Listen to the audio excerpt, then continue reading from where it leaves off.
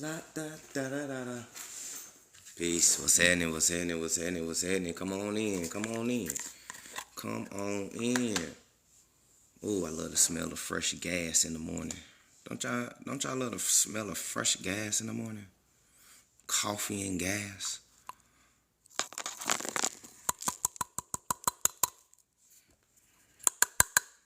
Peace. What's happening, Marcus?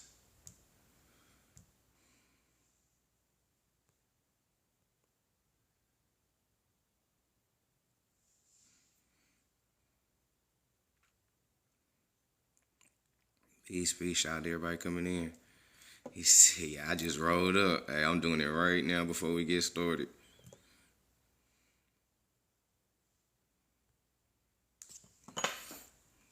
Night Rule was in and Night Rule in the building. That snowball gas. Hey, very indigenously.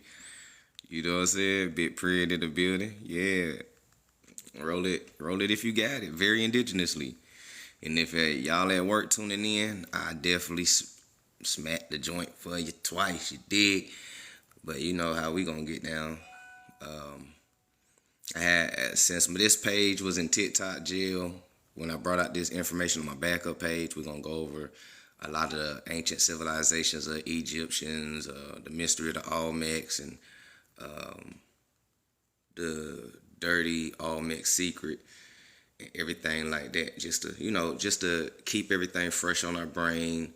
Repetition, the father of learning, and everything like that. And just for those who probably missed the live where I covered this, we're gonna cover it again. So, shout out to everybody that's in here. I appreciate y'all for tuning in. Like the live, share the live. We're gonna let some more people get in here and then we're gonna get started. But in the meantime, in between time, hey, roll it if you got it.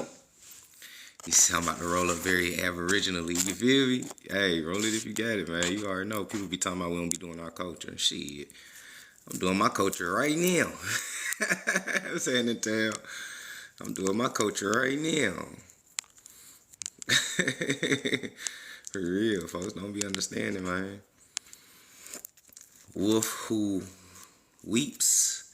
He said, what's the topic? It's on the background. The topic is on the background.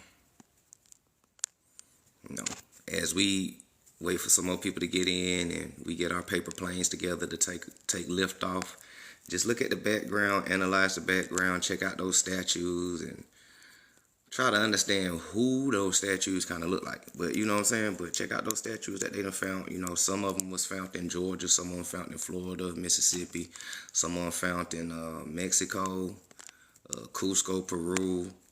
They've been finding Negroid figurines all over this thing. You know what I'm saying? They're like, damn, it's a whole lot of old, ancient Negroid figurines around here. And you don't say. You don't say. Creekside, what's happening? Peace, peace. Oh, man. Shout out to, just see what we twisting up in today. Shout out to Lyrical Lemonade. Lyrical Lemonade got some dope ass papers. I know Lyrical Lemonade. I watch all the interviews and the music and everything that they be having on there. So shout out to Lyrical Lemonade. Y'all got some dope ass organic hemp papers, my G. Keep doing y'all thing. Shout out to everybody that's in here. Peace, peace, peace, peace. Keisha was heading. Nick was good. 7s for 20 is crazy work. Yeah, that's crazy. You lost me last live. Prisoners of war and slaves are one and the same. What's the differentiation? I ain't never said that they was different. I always say prisoners and wars and slaves are the same, or it's the same thing, just different terminology. And the only difference between a slave and a prisoner of war is a slave can be many things. A slave doesn't necessarily mean chattel or chattel slavery. You know what I'm saying? Like, you could be an indentured servant and be called a slave. You know what I'm saying? So, slave has many meanings to it. You could be a laborer and be called a slave, but not really a bondage slave. Just terminology back then was just different.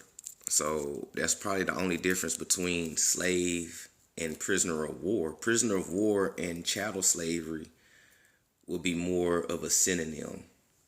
So when we talk about so-called slavery, we definitely got to be specific, and we really got to take our time to understand everything.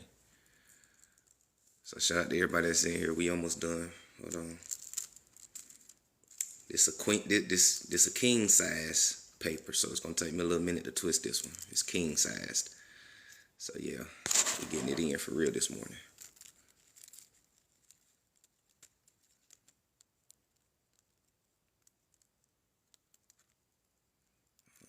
There we go. Spread that out like that very indigenously. Alright. Spread that out real indigenous like right there. No grinder, just fingertips and nails. Fingertips and nails. The organic way. No grinder, no scissors. Purely organic, fingertips and nails. Fingertips and nails. Shalom, shalom. What's happening, Lola? Peace out to everybody that's coming in. Thank you for the likes, the love, the gifts. Thank you for the shares. All right, we already got that barred up like that. All right, we about to go ahead and get started. We about to go ahead and make people glitch out and make people mad this morning or this rising. Forgive me for my terminology. So, y'all got y'all's twisted. Let's put the flame to it.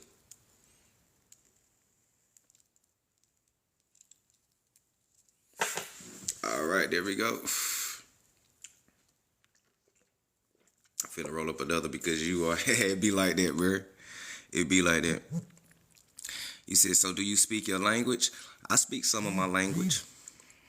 I don't understand how language mean you indigenous, but, I speak some of my language, yeah.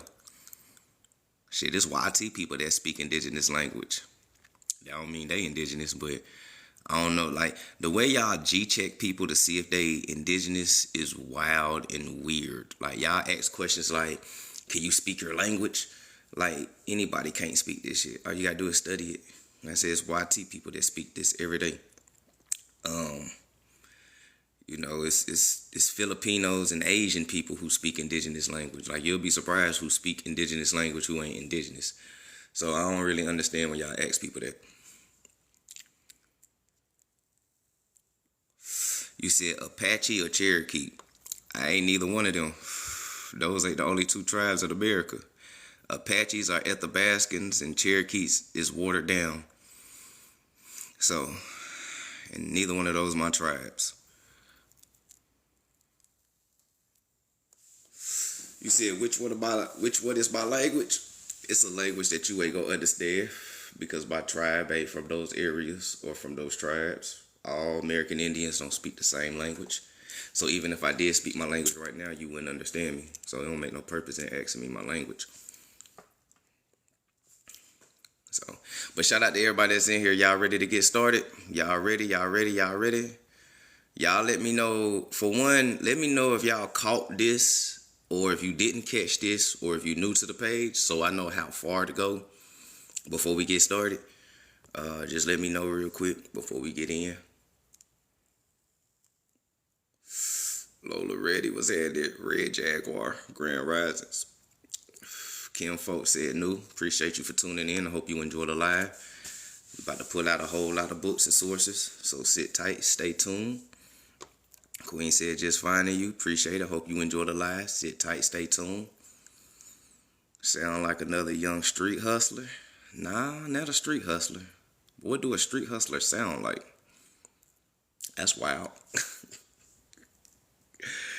Hey, that boy said you sound like another street hustler. The fuck do a street hustler sound like? Hey, I need the laugh today. I appreciate you. Thank you for the laugh, big dog. Hey, but it seems like your thumb is broke, so let me help you. I am Le Pau Nede, Father Geronimo clan, Mother's Tall Grass Sun Otter Clan. Well, that's a long ass Indian tribe name. Tall Grass Sun Otter Clan. God damn, that's a mouthful to be trying to tell somebody what clan you from. What clan you from? Tall Grass Sun Otter Clan. Geronimo at Athabascan. So that's why. Oh, I see what you did. You got the Athabascan and the Le Pew. You do know that Le is French, right? So you do know that that's not an American Indian name for your tribe. LE with the accent mark, that's French. Nede, Dene, yeah, that's Athabascan. So you question me about my language like you from the Southeast or West Indies. You ain't even from where we from. You Athabascan, big dog.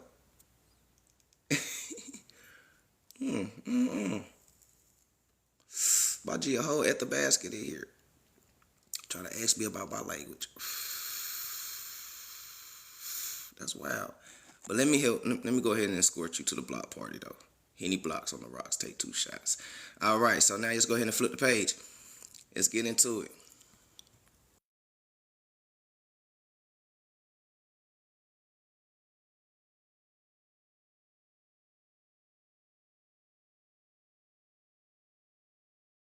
All right, let's go here. We're going to start off right here. The dirty secrets of the Olmec civilization. All right. So we're going to go here. The dirty secrets of the Olmec civilization.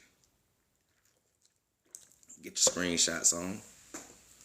Get your screenshots on if you want it. What is the dirty secret of the Olmec civilization?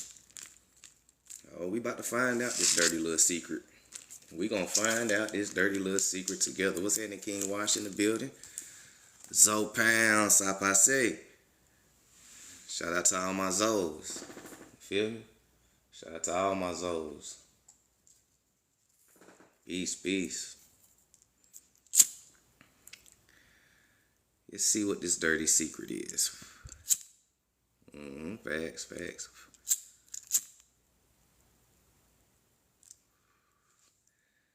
He said we here. Facts. All right, hold on. I gotta get my. I'm sorry, y'all. I'm trying to get the feng shui together.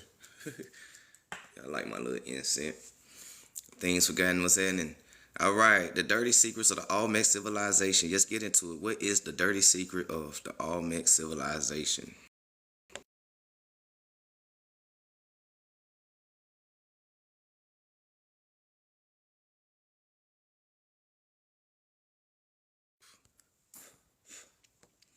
All right, so we begin here, right? So we're going to go ahead and begin here. So when we get into this document or this article, it's going to start with the timeline, and then it's going to drop some history with you. Then it's going to go into migration, origin stories of different tribes, and it's going to, pictures and everything like that. So, so the dirty little secret, you said the secret is they are haplogroup B, aka native. That's impossible. So the only reason why that's impossible is because Athabascans haven't crossed the land bridge during this time yet. So that's how I know that the Olmec, not them. So now, anyways, continuing. So starting with the timeline. In 1200 BC to 400 BC, the city of Levanta was modest village. From around 1200 BC to the beginning around 800 BC grew into a capital city. The people of southern Mexico began making pottery and building earthen mounds. They start building earthen mounds in the BCs, 800 BC. Athabascans haven't got here yet. Around the 900 BC. Their sophistication in agriculture allowed rapid population growth after this time. The period of cultural brilliance ran roughly 700 BC to 500 BC. Athabascans and Athabascan phenotype was not here yet. So who are these people? Most of its occupants had left the city of Levanta in 400 BC. Many other towns were occupied much longer.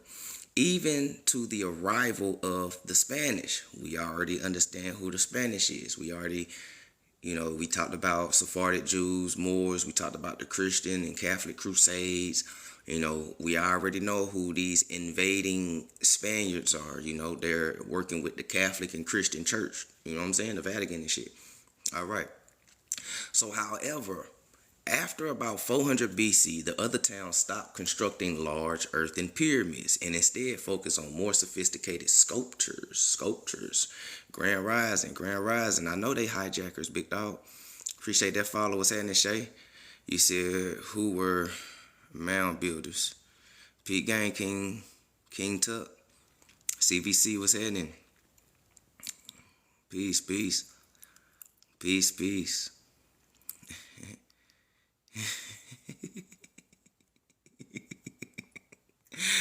All right, let's continue going now. So, 400 BC to 200 AD, the second cultural phase is called the Olmec culture.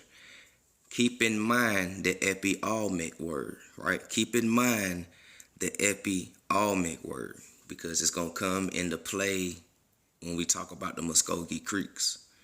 Ooh, what you just say? Yeah. Keep in mind, Olmec. Keep that word in the back of your mind. It's going to come in handy when we talk about the Muskogee Creeks and other Southeast Indians, right? What's that in Comanche? So, it's called the Olmec by the Gringo archaeologists in the late formative period by Mexican archaeologists. Oh, I forgot to tell y'all, this is by Mexican archaeologists. The reason why you hear the Gringo and all that type, because this is written by Mexican archaeologists. Because, you know, everybody was like, you guys reading the YT Man's book. So I went and got a Mexican archaeologist book and article, which I don't know why a person's nationality or ethnicity, I don't know how that plays a part in telling the truth. But, you know, to a lot of trolls on here and a lot of Native Americans, you know, skin type and ethnicity determines truth or lies. It's weird, but that's their train of thought. So the town and villages were very similar to those built in South Carolina, Georgia, Alabama, and Eastern Tennessee. Listen to what we said. He said this second cultural phase is called the Olmec culture by the Gringo archaeologists and the late formative period by Mexican anthropologists. The towns and villages were very similar to those built in South Carolina, Georgia, Alabama, and Eastern Tennessee. Who lives in these places? Who lives in these places? South Carolina, Georgia, Alabama, and Eastern Tennessee. Who live in these places? All right, peep gang. A few centuries later, this is also when in these places, South Carolina, Georgia, Alabama, and Eastern Tennessee. Who live in these places? All right, peep gang. A few centuries later, this is also when the peoples of southern Mexico begin to develop. Alabama and Eastern Tennessee. Who live in these places? All right, peep gang. A few centuries later, this is also when the peoples of southern Mexico begin to develop. Every time the joint go out, peoples of southern Mexico begin to develop. Every time the joint go out, so here we go. They probably reported. Is the sound good? Can y'all hear me? We back? Okay, because I was changing the background. Or was it buffering after I changed the background?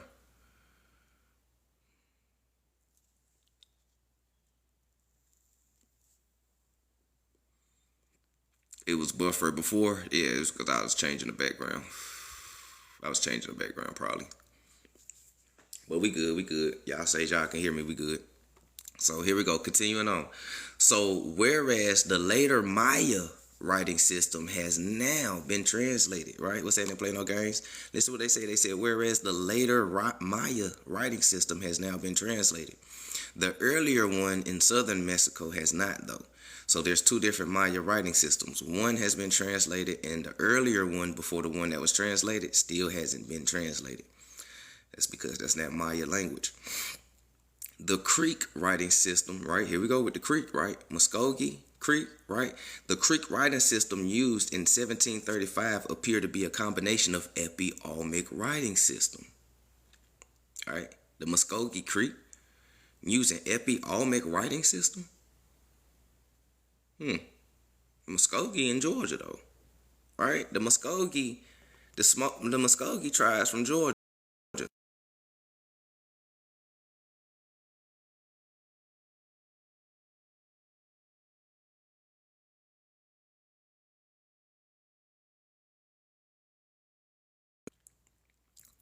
All right, the Muskogee Creek,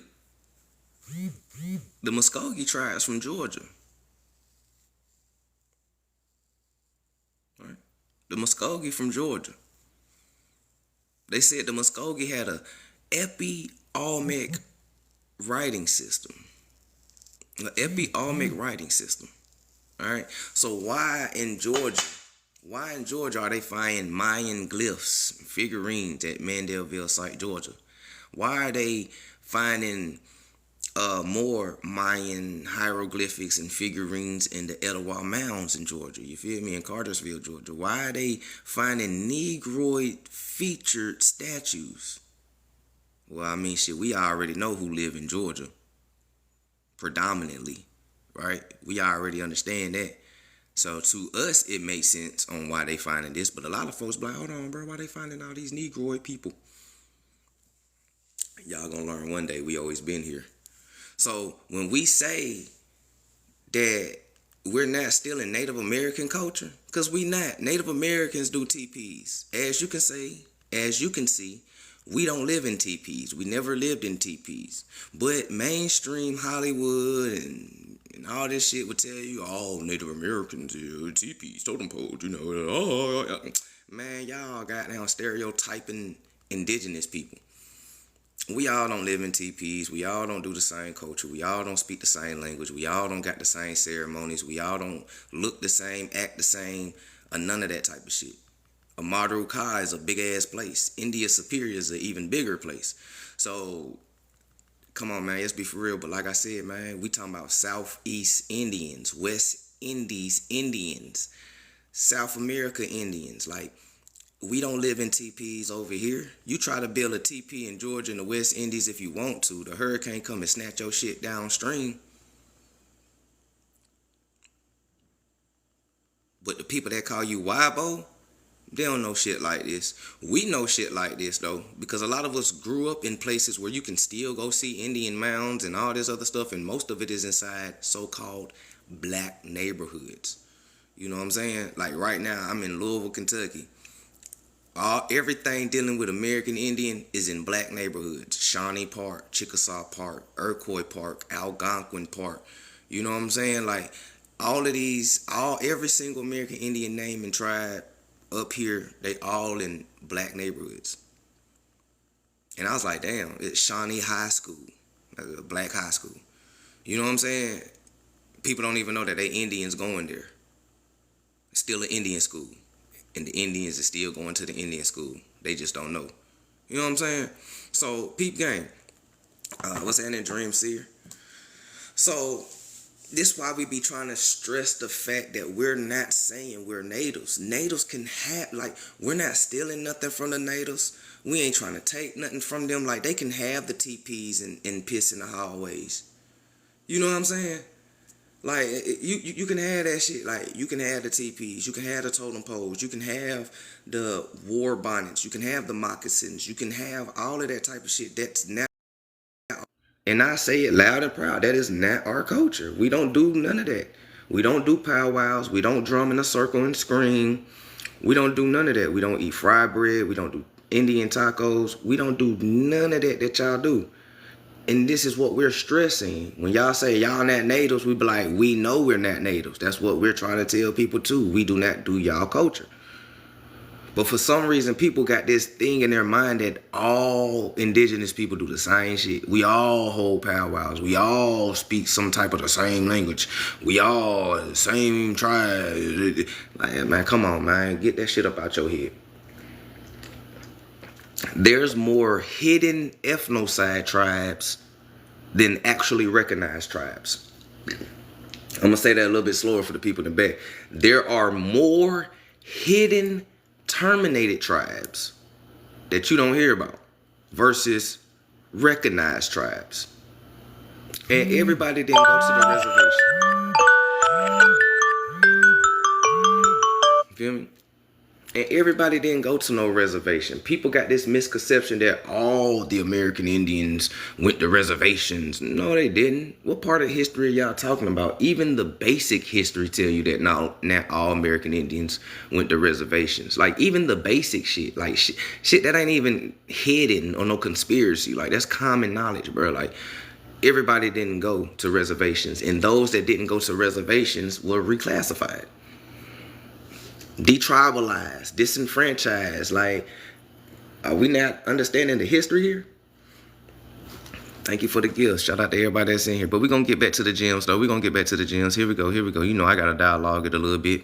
So, Muskogee Creek, right? Muskogee Creek. Speaking and writing a Epi Olmec language, right? They said Mandeville site in Georgia is the earliest site in the state to feature a flat top earthen pyramid mound, right? Aren't we just talking about people?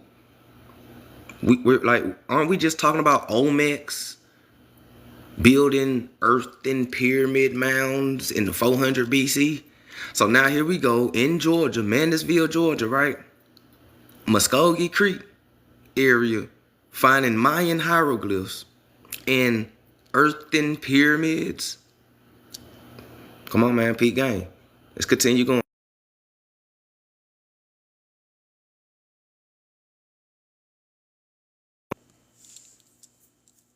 Let's go right here real quick. This is a dope book. This book is written by a Mexican archaeologist and historian. And again, I don't know why I have to always say what the author's ethnicity is or nationality is. But, you know, dealing with TikTok and a lot of trolls, I guess ethnicity and nationality determines if you're telling the truth or not, which I don't really understand that train of thought. But anyways, so since we can't read from the white man's books no more, let's go ahead and read this Mexican man book who's an archaeologist and a historian, right? He wrote a book called Olmec, The Mother Culture of Mesoamerica, right? And he says, right? And he says, this ain't science for the conscious mind saying it. I ain't write this book, so don't get mad at me. So, but he said, right, at the beginning of the colonial period, 16th century AD, some missionaries and chroniclers, such as Shahalgan and Menunez and others, which I'm pretty sure those are, we ain't even gonna do it. But anyways, collected and transmitted information about the Olmecs. Excuse me. Right? So they said Shahalgan, Menunez, Carmego, they all transmitted information about the Olmecs, the historical traditions, but the knowledge of the culture that we here call ancient Olmec. It began practically back in 1869 when Malgar published an article titled, quote, Mexican Antiquities, Notable Ancient Sculptures, unquote. In that article, Jose said, quote, I was in 1862 living in San Andres, Texas, a town in the state of Veracruz in Mexico. In some excursions I made, I learned of a colossal head that has been unearthed a few years before one of the excursions I made, looking for antiquities. I arrived at the aforementioned site and begged the owner of it to take me to go see it. We went, and I was surprised. As a work of art, it is without exaggeration a magnificent sculpture. But what impressed me most was the Ethiopian type features it represented. I reflected that I had reflected that there had undoubtedly been blacks in this country. Blacks. You know, black is an English word. Just plug it in with the Spanish word. It got a better ring to it. I had reflected that there had undoubtedly been Negroes in this country. There we go. And this was in the early days of the world. The head was not only important for Mexican archaeology, but also for that of the world in general. Unquote. All right, so boom. Y'all can screenshot that real quick.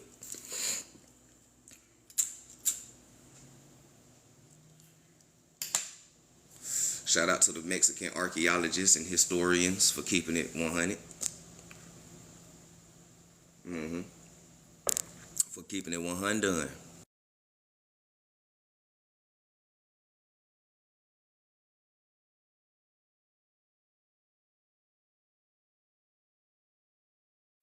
All right. So let's get back to it. So now we understand who we talking about, right? El Negro, huh? All right. So now 200 AD, 800 AD, the Tunics armies began conquering southern Veracruz, Tabasco, and the Chiapas, right? By 200 AD, the Tunic princes ruled the entire region, plus several major Maya cities. At this time, the region saw the first construction of stone masonry buildings with lime plaster. Typical of that area, the agriculture was not as sophisticated as the culture of Teotihuacan, but far more sophisticated than that previous culture periods. During 530s and 540s AD, a series of volcanic eruptions plus a comet, quote unquote, strike off the Florida coast caused a drastic population decline in southern Mexico. Construction of major public buildings ceased. Very few stone buildings were constructed, and after agricultural conditions improved several decades later, population decline in Tabasco and Campeche coincided with the appearance of Mesoamerican style houses in Georgia.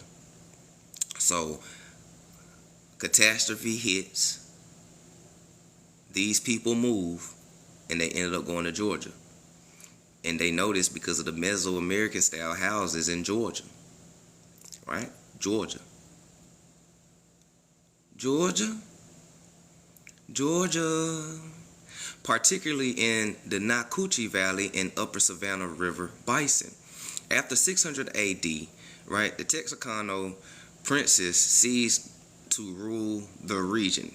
It became dominated by the city known to us as today as Palenque. Palenque, the navel of the universe. What's that in month? Navel of the universe.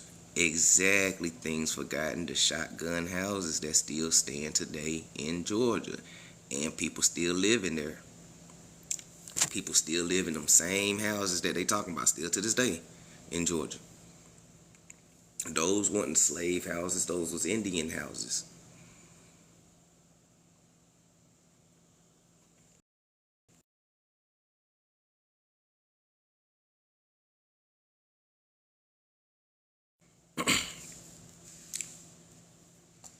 Yup, we still live in them today in Savannah. Facts. Facts. My people still live in them today in Augusta. Yeah. Hey, that change. Continue with Gore though. Long ago, when I was a college student during the Stone Age, the internationally famous Mexican archaeologist Raymond Pina Chan, which is the book I just showed you, told me that the first humans in Mexico were Proto-Polynesians. What did he just say? He said that the famous Mexican archaeologist Roman Pina Chan told me that the first humans in Mexico were Proto-Polynesians, and that he thought that they arrived much earlier than what the gringo academias were saying in 10,000 BC. Recent construction of a new international airport of Mexico City has revealed extensive genealogical evidence, no skeletons, that humans were hunting mammoths at that location as early as 30,000 BC. Over the past 2 decades, there have been several other archaeological sites in central and southern Mexico which suggest occupation dates of 20,000 to 30,000 BC. That is way before Athabascans crossed the land bridge. That is way the fuck before. So, if this is way the before so-called Native Americans,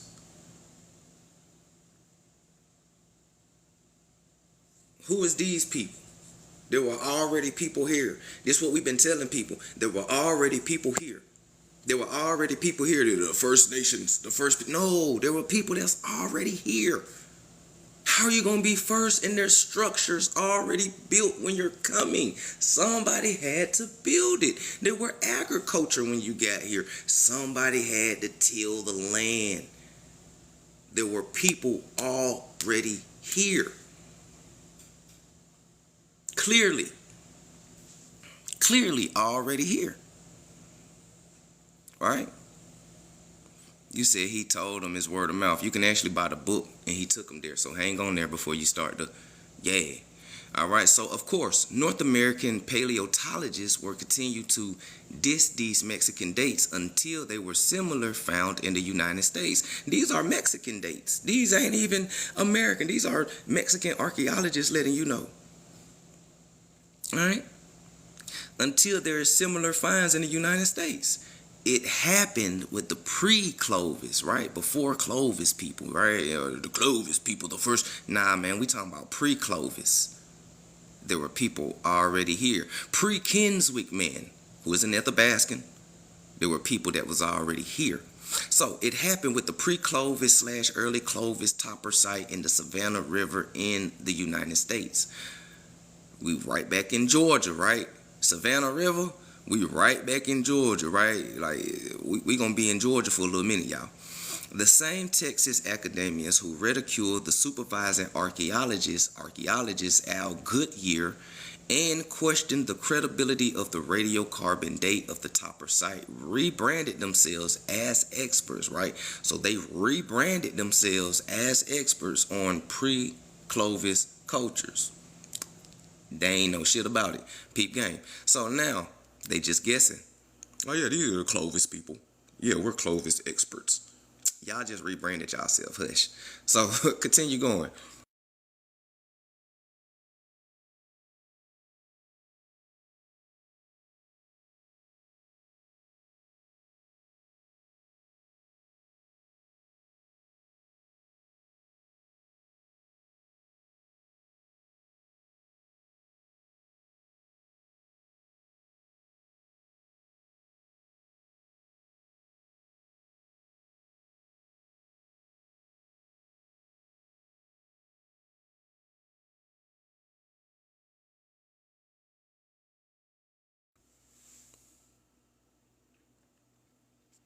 All right, getting back to it, right? Back to the timeline. They think people are stupid. There are ancient structures on the land older than the Bering Strait. Man, look, I'm trying to tell you, only one Captain America. You said the name of the book is called Olmec, the Mother Culture by Rima Pina Chan. So, continuing going, right? So, in 800 AD, in northwestern Chiapas, right, exploded. Much of western Chiapas, southwestern Tabasco, and southern Veracruz was incinerated, including the capital of Palenque. The cataclysm ended the occupation of cities and large towns in the former realm of the Olmec civilization. Many thousands of its residents were unalive almost instantly. The primary impact zone was unsuitable for agriculture for many years. This is the real end of the quote-unquote Olmec civilization in Mexico, though.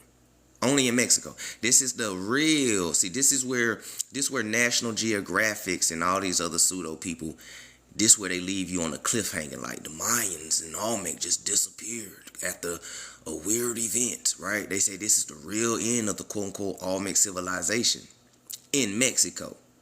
But it was continued. This is what they don't tell you. It was continued. See, they just disappeared. What they don't tell you that it was continued in where? Southeast North America. Who living in the Southeast? Who is the Southeast Indians? Who is the West Indies? Who are these people? Who are these people, right? Peep game. What's happening, Cloud Camp? It was continued in Southeast.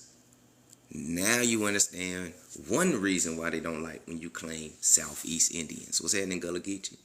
That's why they get mad. That's one reason why they get mad when you claim Southeast. You guys are not them. Because they know. They know. A lot of people on this app be gaslighting you because they really know. It's impossible for me to grow up in Mexico my whole life and walk past all these Negroid colossal heads down this motherfucker. Go to the museum and they talking about El Negro and all that. It's impossible for me to look at all this shit around me and be like, nah, these niggas was never here. You know it. And you're trying to convince yourself that when it's all around you. It's all around you. You know what I'm saying? But it's all good though. We figuring it out. We figured it out. Yeah, state of delusion, huh?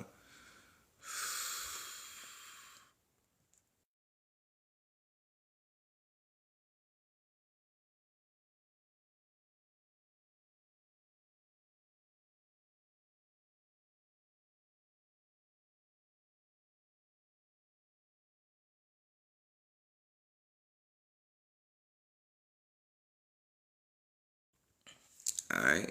Flipping the page. Flipping the page, right? You know. And again, let me reiterate, because it shouldn't matter, but let me reiterate. This is a Mexican archaeologist. You know, since everybody be getting mad at her, you guys are reading the white man's books. The white man book, the white man book. All right, so let me go and tell you what the Mexican guy's saying. All right. Let me go and tell you what the Mexican guy's saying. Like, I don't know why ethnicity and nationality should matter with truth, but you know what I'm saying? Since we can't read the white man's books, just go to the Mexican then. You know, the Mexican archaeologist. And this is what they're saying. These are their dates and everything, right? Okay.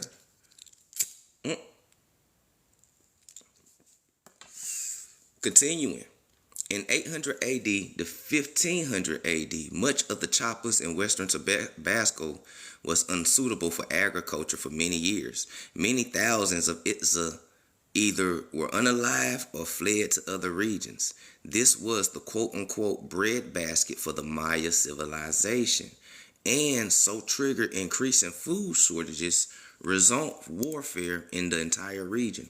The warfare combined with food shortages triggered a rapid collapse in Maya cities in present-day Tabasco, Chiapas, Guatemala, and Honduras.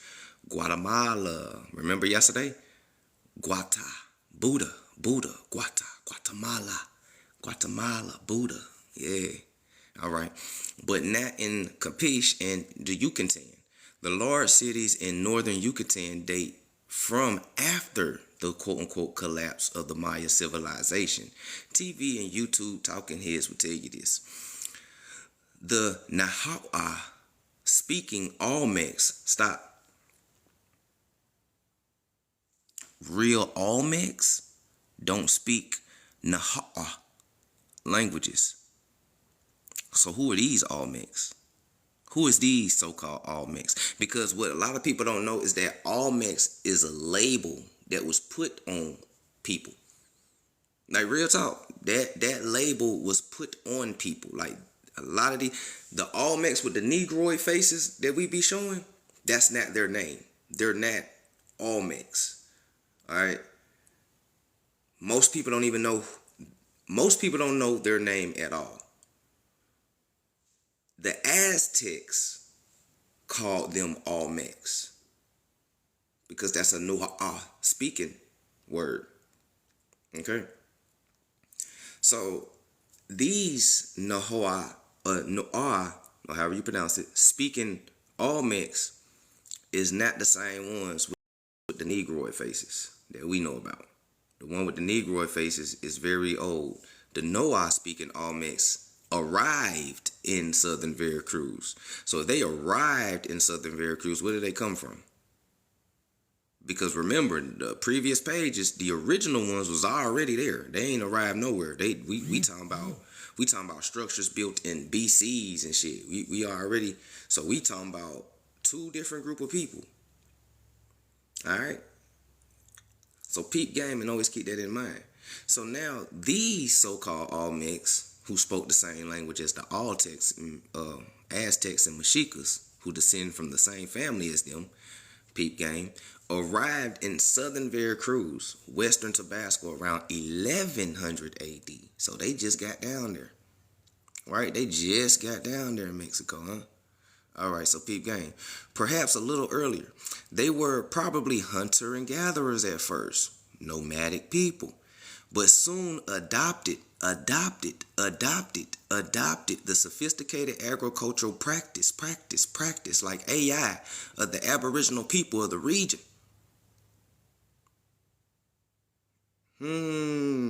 Two different Olmecs? They giving you two different Olmecs in history and confusing you when they combine it. Mainstream history teach you about these Olmecs right here. That's tied to the Aztecs. This is why a lot of Aztecs be like, you guys are not the Olmecs. And then they be like, oh, the Mexica, no, because these are the ones that just arrived in Mexico. Remember, the ancient ones, as the Navajo call them, Anasazi, or the real ones, El Negrito or El Negro, right?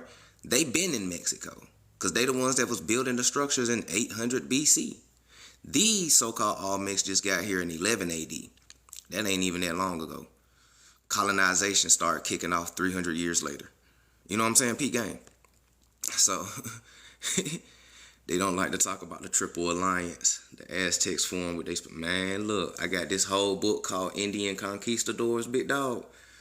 I suggest everybody to go download this book, Indian Conquistadors. Man, a lot of these people calling you wibos. Go get that book. It starts making sense why they don't like you and go against you.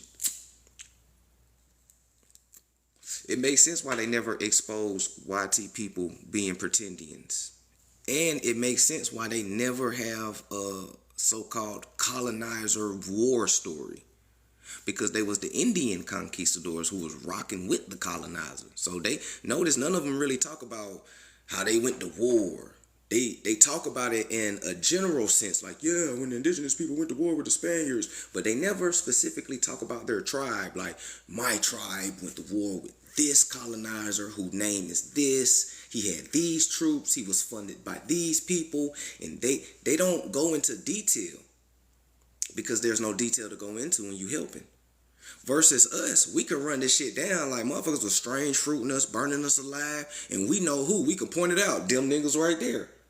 You know what I'm saying? We can point them right there was doing it. Like, we can tell you because we was going against that.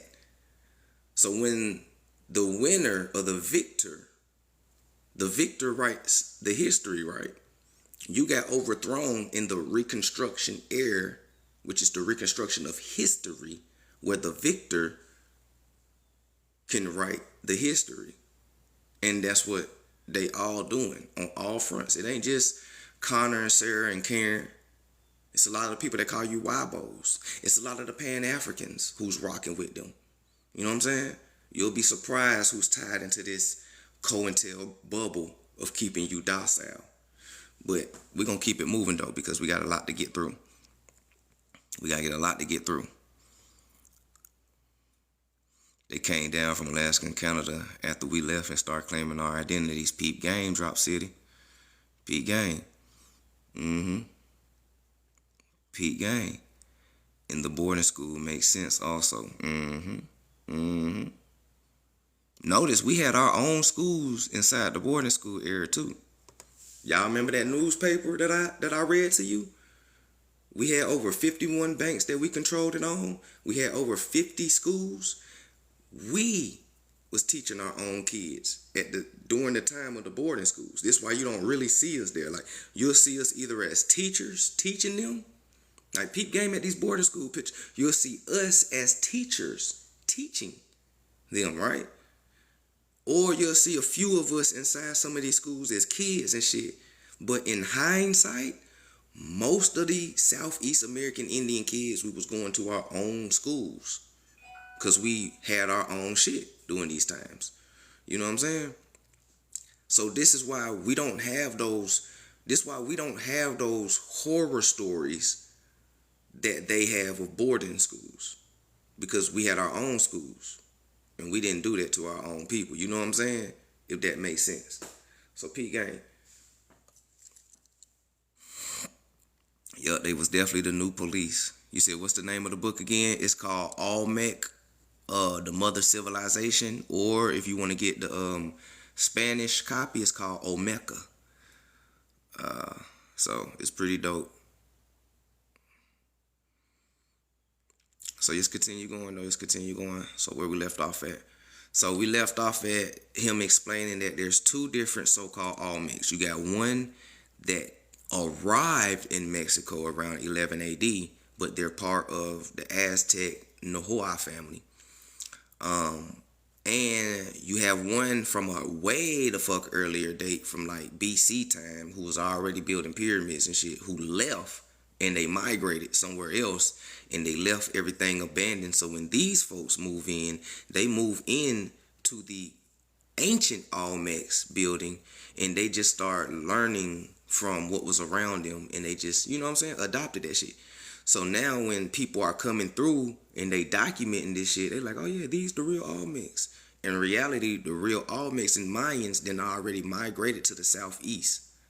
They been gone. You know, especially where did they go? Niggas in the southeast. And we got whole new identities. You got the Maya tribe or Miami tribe. The Miami tribe in Florida literally means Maya. You got the Yamasee. You rearrange Yamasee, you get Mayasee, right? Or you get Maya. You think about the Seminoles, which is a confederate of a lot of American Indian tribes. And remember, the Olmec and the Mayas is still around at this time. They're just in the southeast, going by different tribes, names and everything. They just split it out. So peep game. But just flip the page real quick. Continue going.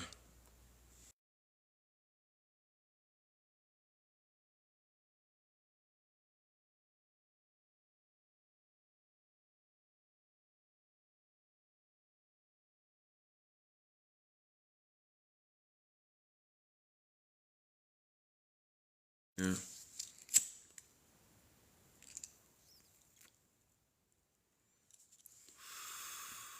What's happening, D? DD in the building. Yup, Mammy. Mm-hmm. Said the Indian book that you was talking about. What Indian book? Oh, Indian Conquistador. My bad. Yeah, yeah, yeah. It's called Indian Conquistador. I'll put it on the background so y'all can screenshot.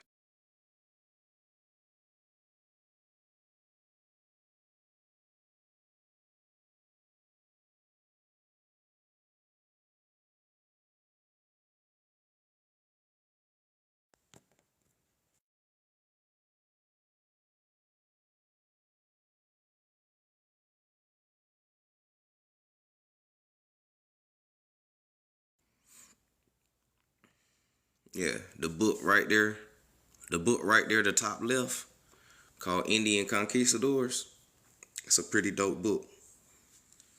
And it actually, as you can see by the collage, this is the stories that you're gonna get from it. Like real talk, you can tell, like by the collage. I done read it, and that's how I make my collages, by reading the book.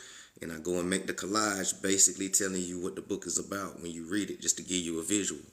So it's gonna be just like this. Especially that Redskin comic book down there at the bottom.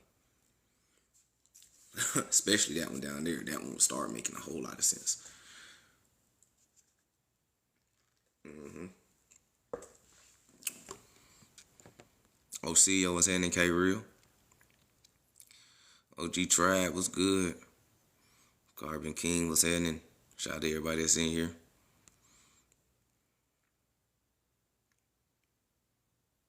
He said, don't they call those cliff notes? Pretty much. Pretty much. I ain't no problem.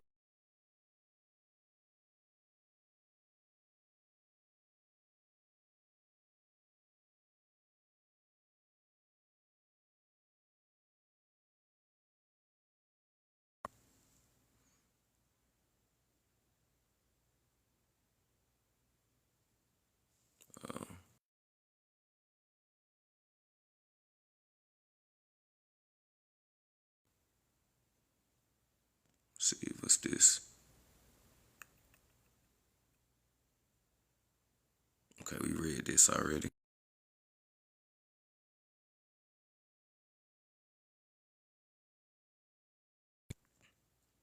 All right. Here's another. Okay, so now getting back into it.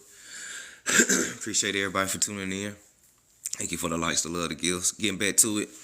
So now you got Watson Break, right? Watson Break, 3,450 BC in northeastern Louisiana is the oldest earthwork in the Gulf Coastal Plain. And Bilbo Mounds in Savannah, Georgia, is 1 century older. We talking about BC. Somebody had to build this before people start coming down, right? Somebody had to build it, right? Okay. Bilbo Mound in Savannah, Georgia is 1 century older. It consists of a circular earthen platform with circular mounds on top. Some of the branches of the Choctaw or Chata people continued to build circles of circular mounds up until the time of Sephardic Jew and Moor and Christianity European contact. This is a period of about 5,000 years. 5,000 years.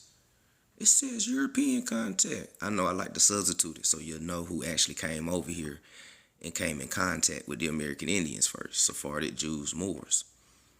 All right. So melanated on melanated people.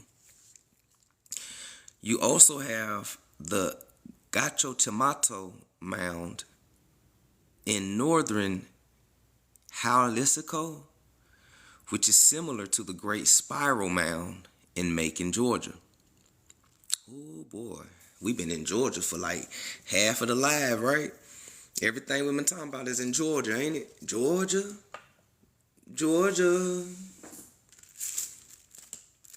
Shout out to my American Indians from Georgia. You know, we always grew up knowing that we was Indians.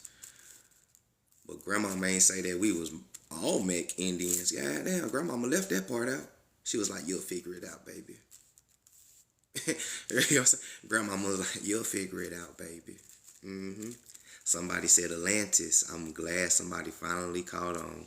I read this article 6 times in 6 different lives, and you are the first person that thought Atlantis. Yeah, that's how Atlantis was building their cities. Circular mounds. Go pull up Atlantis pictures right now. You're going to see the circular mound pyramids. Yeah. Who are you? Atlanteans? Atlantis don't exist. All right. Y'all keep telling yourself that. Yeah, all right. It's the reason why they call it Atlanta, Georgia. And we got circular mound pyramids and shit. You know what I'm saying? We got circular mound pyramids near Atlanta, Georgia, and Savannah, Georgia. You know what I'm saying? P gang. What's happening? Agent 50 in the building. Agent 50 tuning in. You guys are teaching the right history, right? I don't want to give you guys a ticket.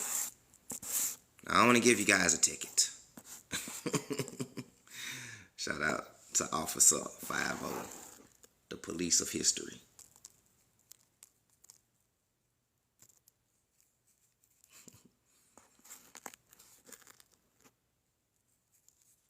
Stopping one historian at a time.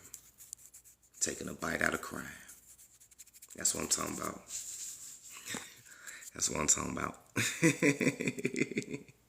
But, like we said, there were people that was already here before the so-called natives migrated here. We're talking about BC times, right? We're talking about BC. Right? BC. If you don't understand history, you'll be up here showing hybrids talking about these are the Aboriginal people. Like Agent 05 do. Every day Agent 05 topic of discussion for live is about us. He ain't never teaching people no real African shit. All his content is about us. He can't go 2 months without talking about us. We his whole content. But he also believed that hybrids are Aboriginal people. And it'd be hilarious. Alright. Well, anyway, just continue going though. Just continue going. Agent 50. Roll it if you got it, man. We on one this morning. We on one. Roll it if you got it. Yeah, hybrid says it all, right? So, but he don't know that though. Or he do know that, and he's being paid. Bad boys, what you gonna do? All right, let's get back to the information, man. Get back to the information.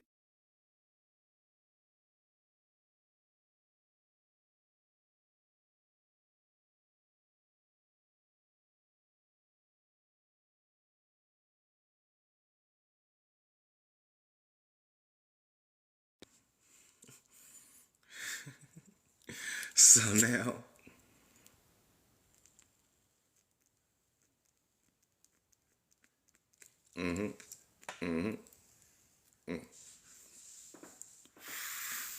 off my fast, you already know what it is.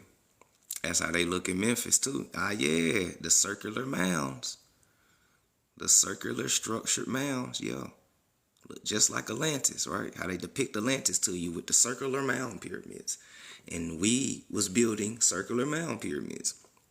Big game. Here we go. Many indigenous tribes in Mexico.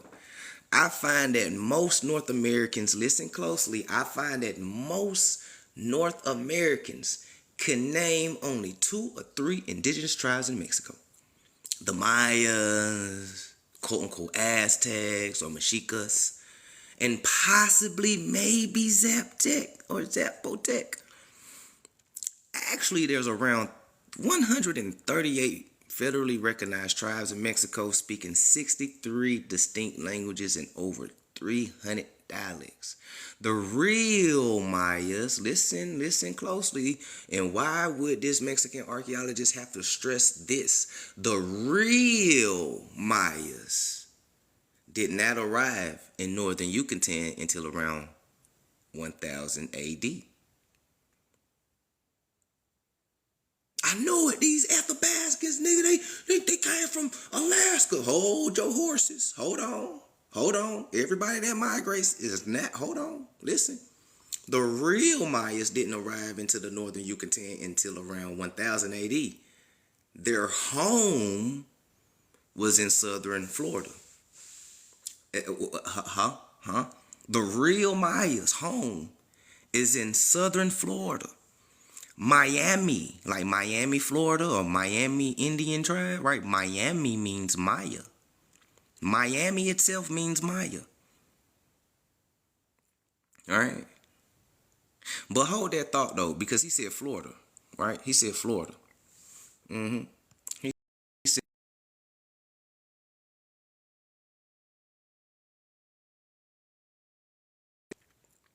here we go. He said Florida, right? He said Florida. This is what Florida was before today's Florida. So he said Maya is from southern Florida, right? So southern Florida would be Louisiana, Mississippi, Alabama, Georgia, and what you know now as Florida and South Carolina. Southern Florida. Northern Florida would be Tennessee, Chicago, you know what I'm saying, Virginia, whoop-de-whoop-whoop. This is La Florida. The Miami, or the real Mayans, are from South Florida. This is why you're finding all these Mayan hieroglyphs that I've been showing y'all in South Florida.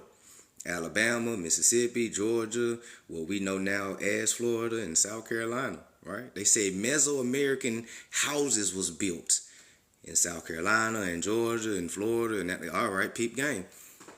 Peep game. All right. Divinely guided in the building. What's happening? What's happening? Peace, peace. Y'all good? Is it clicking? Is it clicking? They have found Mayan artifacts all the way into Pensacola, 45 minutes from Mobile. Yup, facts, facts, facts. Neil said, another scholar. You ain't got to be a scholar to read a book, big dog. You don't need no white coat to read no book. You don't need no degree just to read and comprehend. That shit is free. You know what I'm saying? But I'm reading from scholars. These are their words. Y'all be coming in here like I wrote this shit. He said his grandmama told him he was idiot, but he's still in denial. Mm-hmm.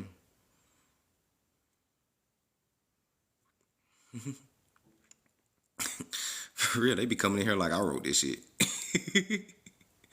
Gotta remember, all of Florida in the 1500s was considered the West Indies. Exactly. This is still called the West Indies. That's why I got that bottom map. That bottom map is the West Indies. So they call all of that you see on that bottom map the West Indies. All right? P gang. P gang. And this was the West Indies from 1400s all the way till like late 1700s when they start doing census records. Then they start coming up with imaginary lines. Like they been doing it, but they got real heavy on imaginary lines from 1790s on then when they start doing census records and shit. Facts.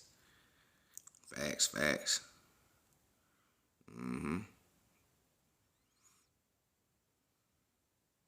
You said before America, what was these islands called? Before America, these lands was always called America. Amaru or Amaru Ka is what the Olmecs and Mayans called this land. They were the Amaru, Amaru Shi. This is Amaru Ka, Tameri, Tamaru, Tameri Khans.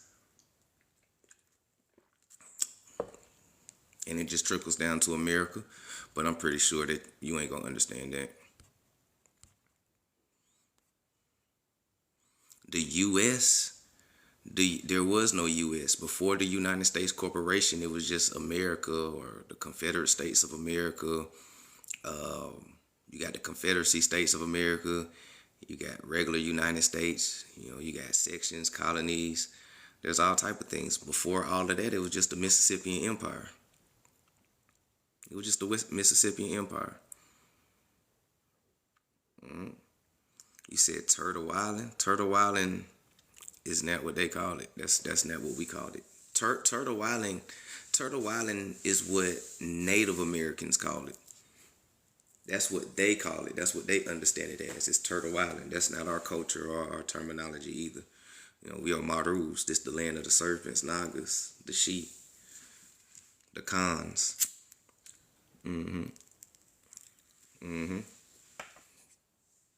Shout out to everybody that's there. Appreciate y'all for tuning in. The land of dragons, facts. The great dragon from Mexico. You said, wait, what's the years again?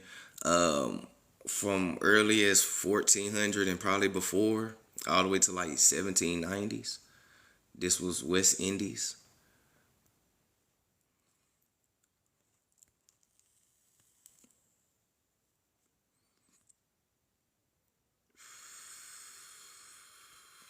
All right, let's get back to the read.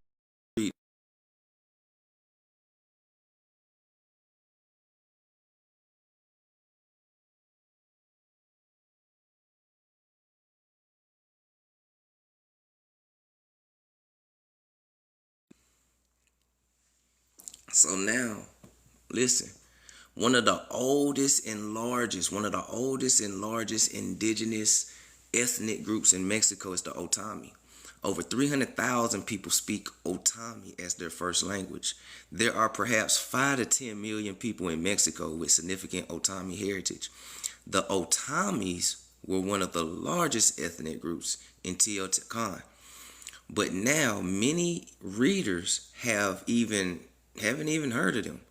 The Otami Nation maintains a very interesting English language website to explain their ancient cultural heritage to North Americans and Europeans.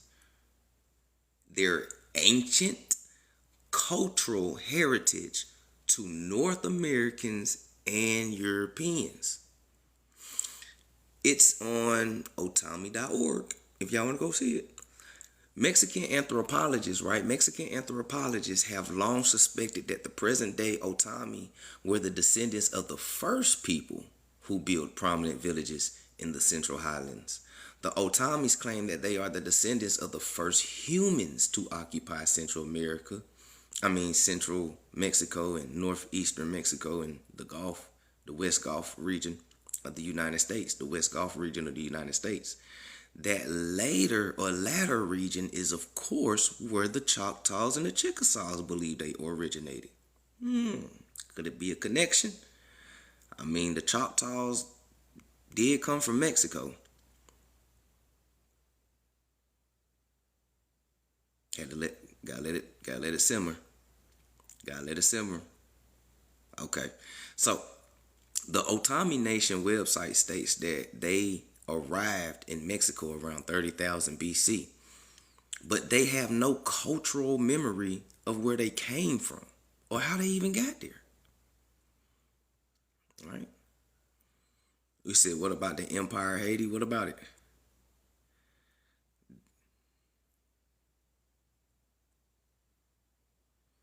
You said, who was the ruler of the Mississippian Empire?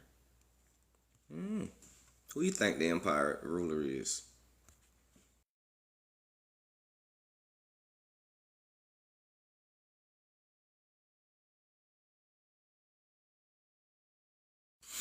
Most I don't, and I'm only asking that, like, who you think is the ruler is, because over here in America, rulership operated totally different than what people think it is. Like, people think one person runs an empire, but that ain't how it's ran over here. Multiple tribes come together to control an empire.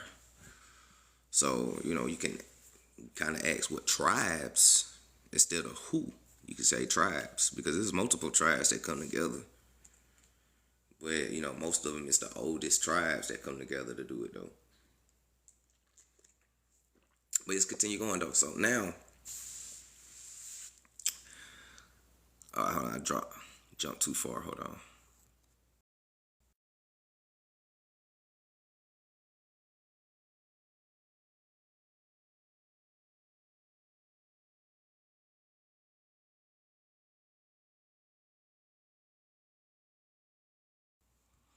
Okay, here we go. So now, yeah, I had jumped too far. So now the Hucho, right? Hucho village dances the stump dance. There is absolutely no difference in physical appearance between the Hucho people of the north and central highlands of Mexico and the Muskogee Creeks, originally from southeast United States. They said that there is no difference in physical appearance between the Huacho people in north central of the highlands of Mexico and the Muskogee Creeks, originally from southeast United States. Now there are differences in opinion and appearances between the Huacho and the Upper Creeks, Eastern Creeks, and the Yuchi. Yuchi means children of sun. But we always knew that the Creeks form a confederacy of 24 plus remnant tribes. Creek is a misnomer. They found these Indians near a creek, so they call them Creek Indians. Muskogee is one Indian tribe of the Creeks that makes the confederacy. There are like 24 plus altogether that makes Creek Indians. All right. So thank you for that subscription. So it's deeper than, oh yeah, I'm a Creek Indian. You got to be specific. There's over 24 Creek Indians, and they're all not the same. And they all don't speak the same language. But both indigenous people of Colima State, Mexico, and the Colima Creeks of the lower Chattahoochee River Basin in Georgia, right back in Georgia, were known for their ceramic pots made in the shape of Chihuahua dogs. So they are sculpting Chihuahua dogs in Georgia. Listen to what I'm saying. They are sculpting Chihuahuas in Georgia, where there's Mesoamerican style houses at, and they're finding Mayan artifacts. Georgia, the rebel state, huh? Georgia rebels, huh? The rebels. Don't nobody like touching on Georgia history, but it's cool. I'm from Georgia, so I'll teach y'all about it. We'll do a whole live about Georgia because a lot of y'all ancestors go back there. We just continue going though. Flipping the page.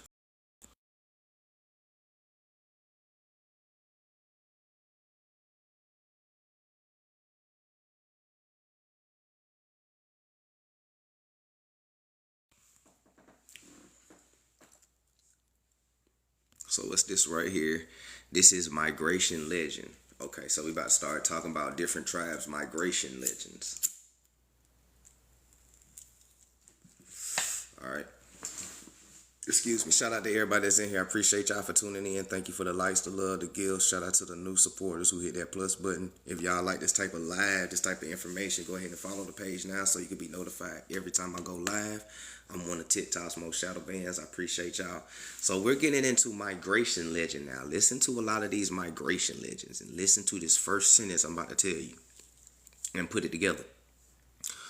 Here is a fact, right? Here is a fact that the quote-unquote land bridge theory faction do not consider, right?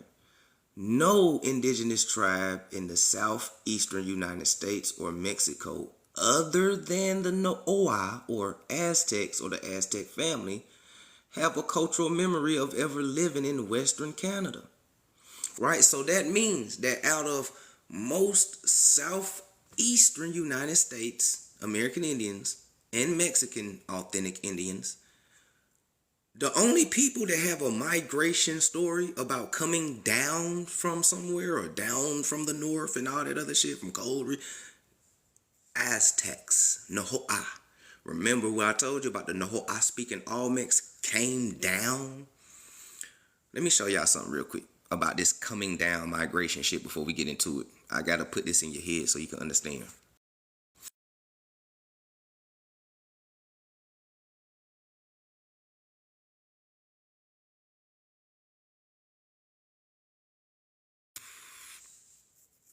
So when we say,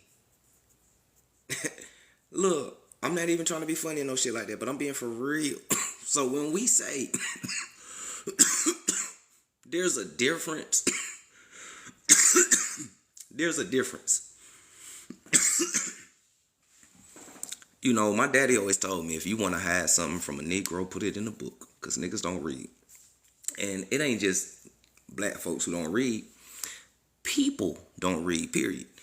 But you can get these 4 books right here. Alaskan Culture, Among the Indians of Alaska, The Native People of Alaska, right? You can get these 3 books right here and read them from front to back and understand it.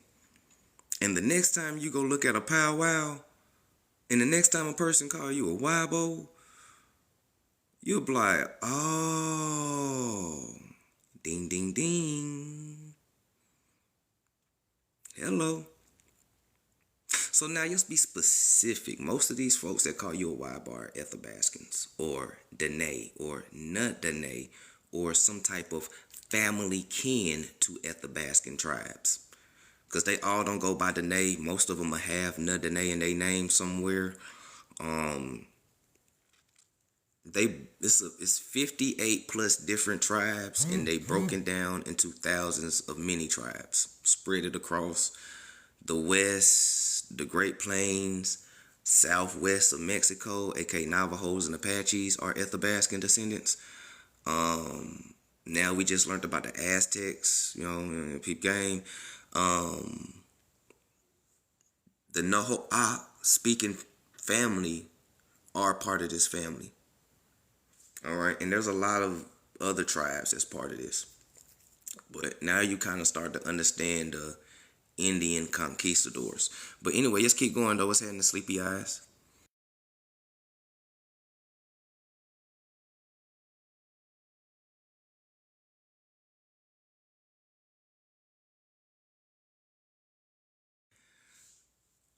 So when we get into this migration legend, right? When we get into this migration legend here in a second, and you start hearing tribes saying we came down from cold regions, or we came down from ice and snow regions, you know what I'm saying? Keep in mind who is coming down. Keep in mind who is coming down. As you can see, the migration pattern leads you to the Yucatan as well. It leads you to Guatemala, Honduras, all the way down to South America in certain places. You got another migration line that leads you to the mound builder area. You feel me? You got another migration pattern at top that leads you to Greenland. All right, so oh boy, peep game, right? Peep game, peep game, peep game. So we're going to leave this up here real quick while I spark my paper plane just in case anybody want a screenshot.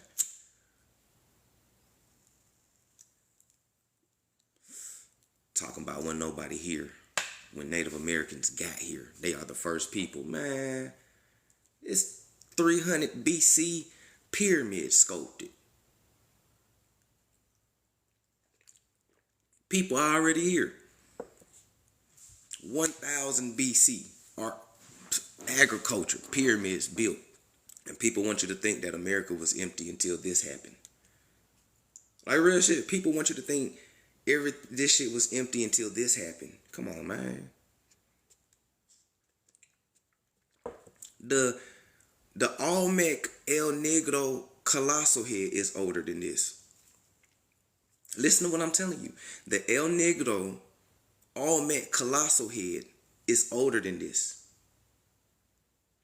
All the Mayan Negroid statues and figurines and everything that they've been finding and shit, and from Georgia to Mexico, it's older than this. It's older than this. Why you think they don't tell you that it was people that was already here? Because if they tell you that it was people that was already here, that means they got to show you the artifacts and the statues and the skeletons of the people that was already here. And when they do that, it ain't going to look like this. It's going to look like you. Let me show you one of the statues that was here before this. And y'all let me know who the fuck is who.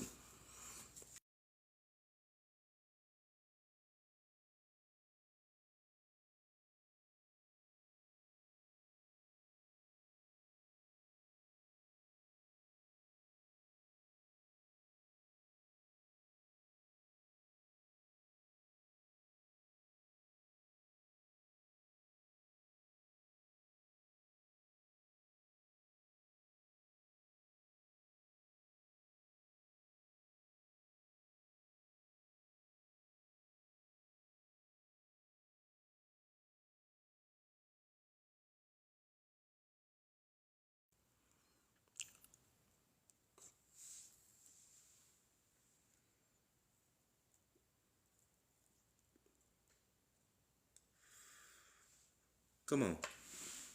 This is older than what I just showed you.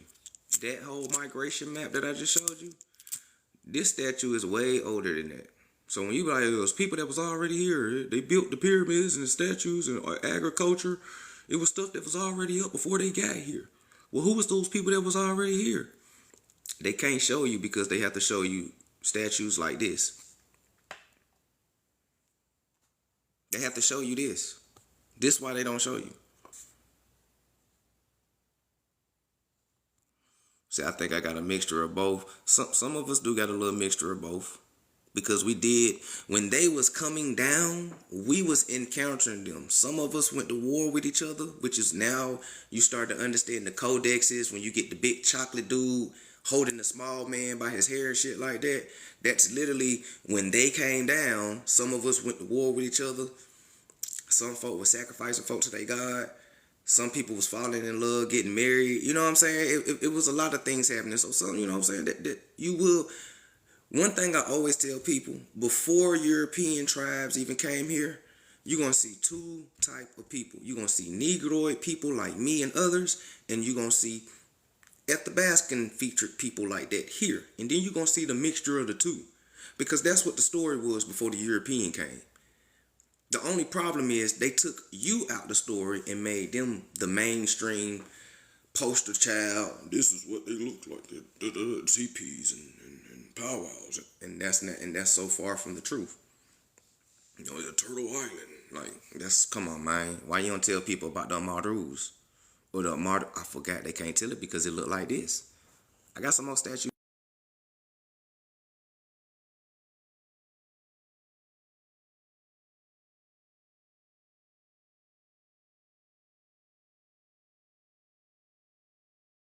You know, feel me? They have to show you statues of Russell Westbrook features and phenotypes, which is still clearly Negroid, which is still older than the map that I just showed you of them migrating here. Who was already here? And this is how they sculpted themselves. Nobody sculpted them. This is literally how they depicted themselves. That's like me taking a picture of myself. Or this is like me getting a piece of paper and drawing myself. hiding it for 10,000 years, people digging it up and talking about, this ain't no nigga. Clearly it is. Clearly. And you know what's crazy? Is that at any other time, and you know what's funny about trolls and shit, before you start showing stuff like this, they clearly know what Negroid features is because they always make jokes of it and shit. And they always say, Native Americans didn't look like you. They are not Negroes. So clearly they know the phenotype and feature of a Negro. So now when you start showing them statues and artifacts by archaeologists, right? Now all of a sudden they don't know what phenotype is. All of a sudden they don't know what features is. They turn into Ray Charles and shit. Like, hey, I don't know. I gotta feel your wrist. They turn into Ray Charles and shit. Stevie Wonder. Like, come on, man, stop playing with us. All right? Stop playing with us. I'm saying in Mother Nature. Nah, I'm everywhere, Lee. You can plug in Sounds for the Conscious Mind, YouTube, Instagram, Facebook, Snapchat. I'm everywhere. I drop gems everywhere. Yeah, look at the haircut. Ain't that a high top fade? Mr. Stand on Business, you caught it. Look at the haircut, right? He done faded up the sides like we still get. Brother got a high top fade. You know what I'm saying? He got his eyebrows. He got the slits in the eyebrows like how we doing. He out here thugging. He out here thugging, but he gonna tell you that this ain't you. We the reasons why people still cutting slits in the eyebrows today.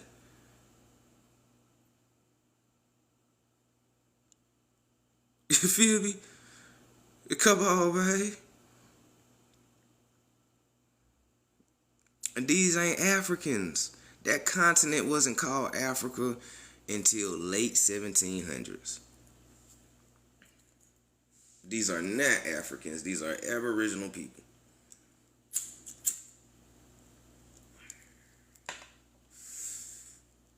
And even if they were Africans, they still the first inhabitants of America, which makes them Aboriginal people. So, I mean, no matter how you flip it, if you want to talk about out of Africa theory and say Africans landed in America first, this is why we got this, Negroes are still Aboriginal. Or we can say Negroes came from the soil. I mean, we still Aboriginal. No matter, this is the beauty about finding the truth. The beautiful thing about finding the truth is no matter how you flip the story, it's going to always be the truth. That's how you know when you found the truth. So it don't matter how you spin it. Negroes was here. Way the fuck before slavery. We talking about BCs. These statues is dated BCs. You know what I'm saying? BCs, my G. Way before the skin mutated, right? Way before the skin mutated and created the pale skin and shit, right? BCs. So that means everybody in the world was melanated at this time. Not just in America, but Europe, Germany, Africa, the Pacifics, China. Everybody was melanated at this time.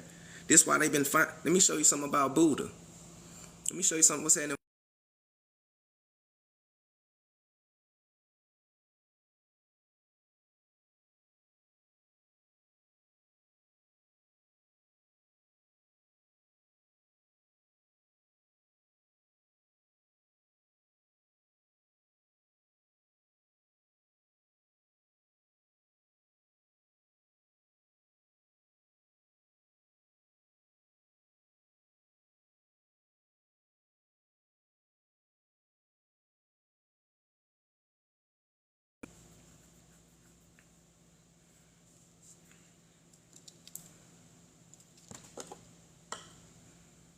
Oh, you can screenshot it if you want to. You feel me? You can screenshot it if you want to with the source right there to let you know this is the real Buddha. BCs, right? BC times, right? Before the skin and hair and eyes and all that shit mutated, right? BC times, when everything was melanated, the statues is still around that let you know this. One of these statues is found in America. I'm gonna let you know this now. One of these statues was found in America. I'm gonna drop that gem on you. I'm gonna let you wonder on that one. Shout out to Buddha's tomb.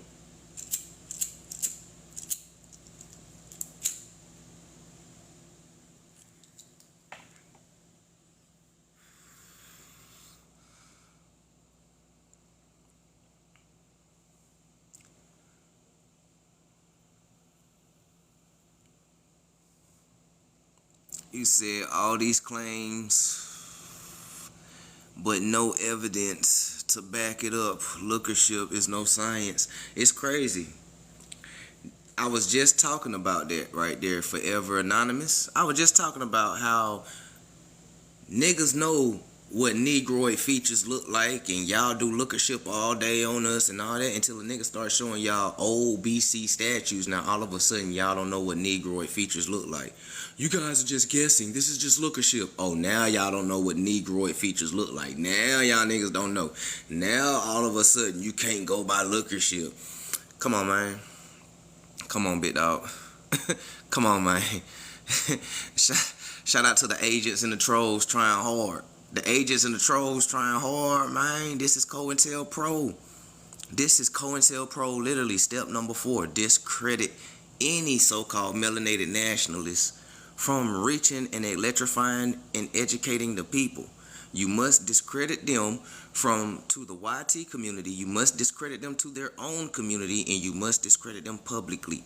This is step 4 of COINTELPRO. Y'all can download it from the FBI files, and every time you drop some real shit, people turn into COINTELPRO agents. You know, some of it do it automatically and can't help it. Cognitive dissonance and emotional dissonance is a mug. And some people know the truth, and they be like, oh shit, here we go again. These niggas start digging again. Peak game.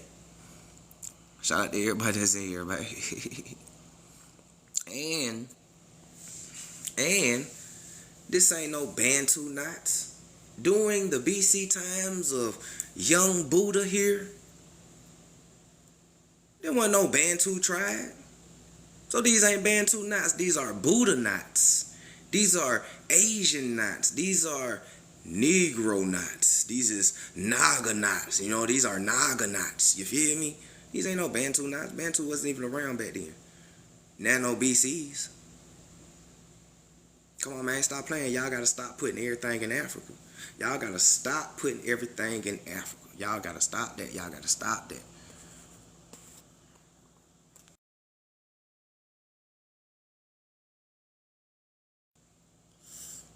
For an example, I'm going back and forth with a Pan-African on Facebook. You know, this a little intermission. We're gonna get back to the gems. I'm going back and forth with a Pan-African trying to tell him America, bro. Nah, man. Egyptian guys explain that. The Egyptian guys come from America.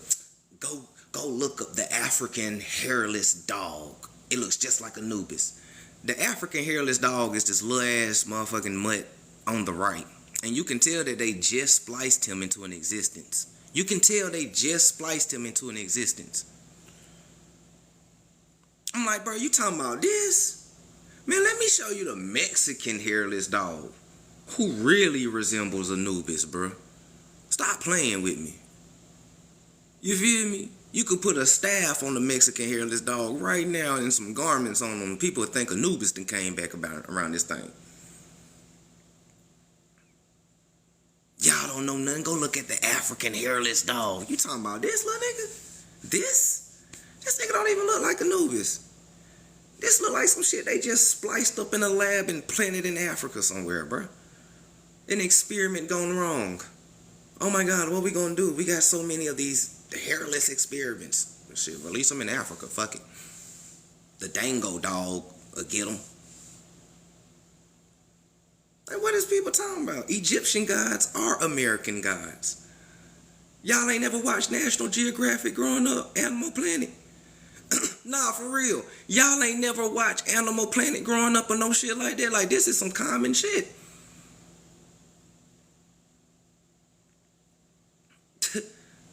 Come on, man. What?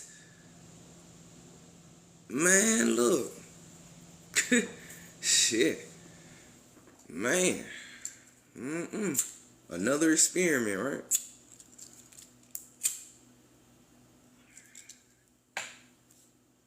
The African hairless dog. What is this? I wouldn't even buy this dog. This. I'm 6'2". I would step on this. For real, I'm 6'2". I would step on this last dog getting up out the bed. Man, get your ass out the way, man. You know what I'm saying? That's one of them dogs. Man, yeah, all right, Anubis. Yeah, this is Anubis, the Timu version of Anubis. This is the Wish Anubis, nigga. This is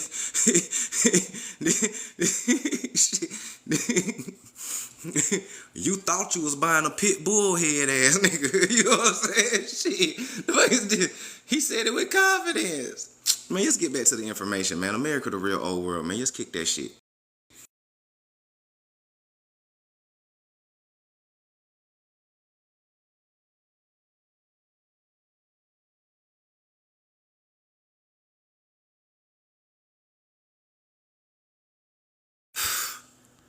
So, man, look.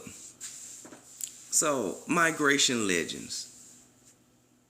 The so-called Aztecs of the Nohoa tribe or family are the only ones that have a migration story kind of alluding of them coming from cold regions or at least Canada.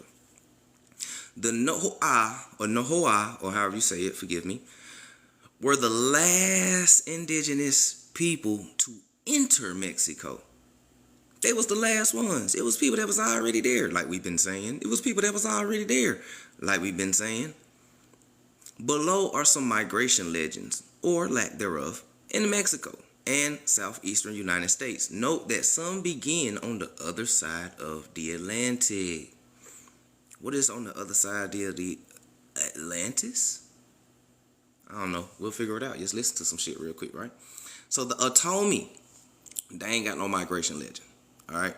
The Mayas. Listen to the Mayas. They about to give you two or three. No, they about to give you like three different Mayas. Appreciate that subscription. Welcome to High Learning Book Club. I appreciate you. We will start hosting subscriber-only lives real soon because I got some shit I want to bring out and I don't need no trolls in here. So the Mayas, listen closely because they about to describe like three different Mayas and they all different. So Mayas, which is another exonym term. This includes both, right? This includes both. This includes both the real Mayas from southern Florida and most of the other tribes labeled Maya, right? The Yamasee, Maya, the Catawba, Casaba, the Wet'suwet'en Indians, you know what I'm saying, Muskogee, Creek, you know, the Shottas. Y'all know Mississippi and mound builders. We ain't got to go too deep into that. The mound builders. We're gonna put it like that. The mound builders. All right. So except those, listen, because the natives love this one. The natives love this shit. The Mayas is still in Honduras and Guatemala today. Listen to this. The real Mayas are from southern Florida. And most other tribes labeled Maya, except those in the highlands of Chiapas in Guatemala. And the Chantel Mayans of the Tabasco coastal plain. The lowland Mayans, or the lowland Maya tribe, believed that they had originated far to the north in the land of ice and snow. What land is far to the north? Ice and snow. All right, peep game. Remember the map I just showed you? They were being persecuted and eaten by giants, and so they began migrating southward along the Atlantic coast of North America until they reached the Yucatan Peninsula, where there were no giants and no snow. The original Maya writing system contained symbols found on petroglyphs. Flipping the page.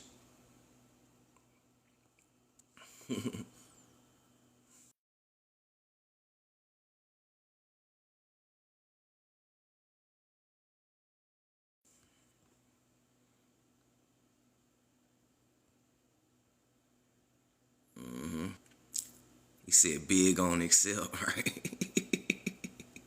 Hey, here we go. So, so the original Maya system contained symbols found on petroglyphs on the Baltic coast of Sweden. What? The original Maya's writing system in Sweden? 2000 BC? Man, y'all gotta go get that book called American Discovery of Europe. When we say that they told y'all everything in reverse, they told you everything in reverse.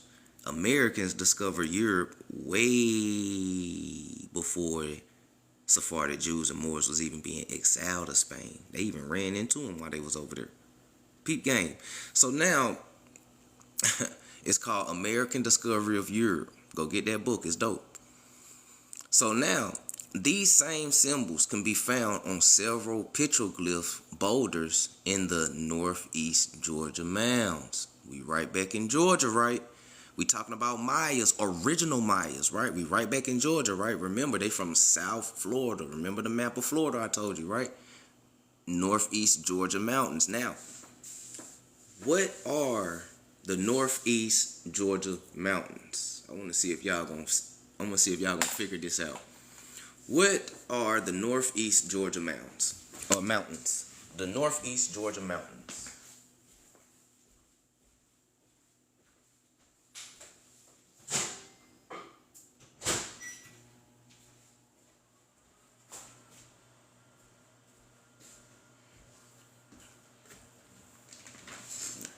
Appalachian, Stone Mountain.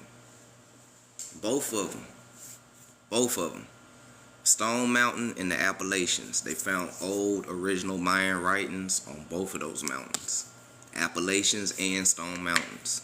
Facts. Northeast Georgia. Mountains. They was telling you the region, right? They told you the region. Mountains is plural. Appalachian and Stone Mountain. Definitely. Definitely.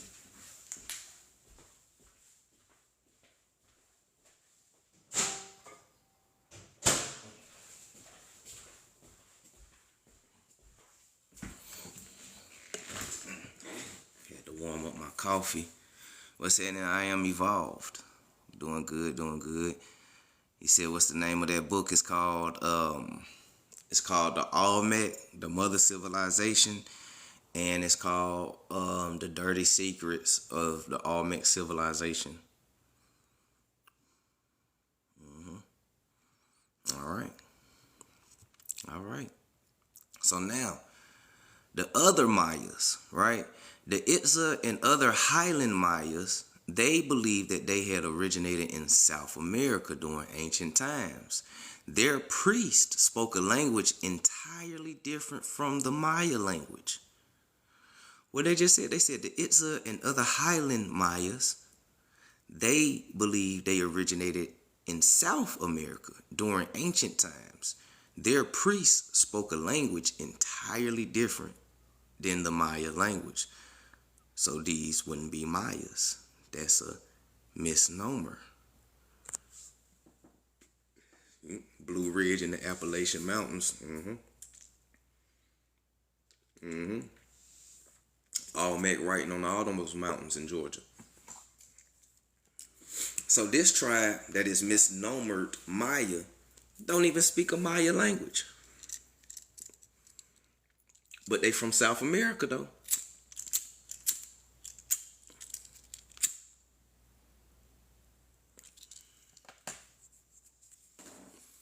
You feel me? Shout out to everybody that's there. I appreciate y'all for tuning in. If y'all like this live, go ahead and follow the page. And you know, I'm one of TikTok's most shadow banned, as you can tell. Why? All right. Let's get into some pictures real quick.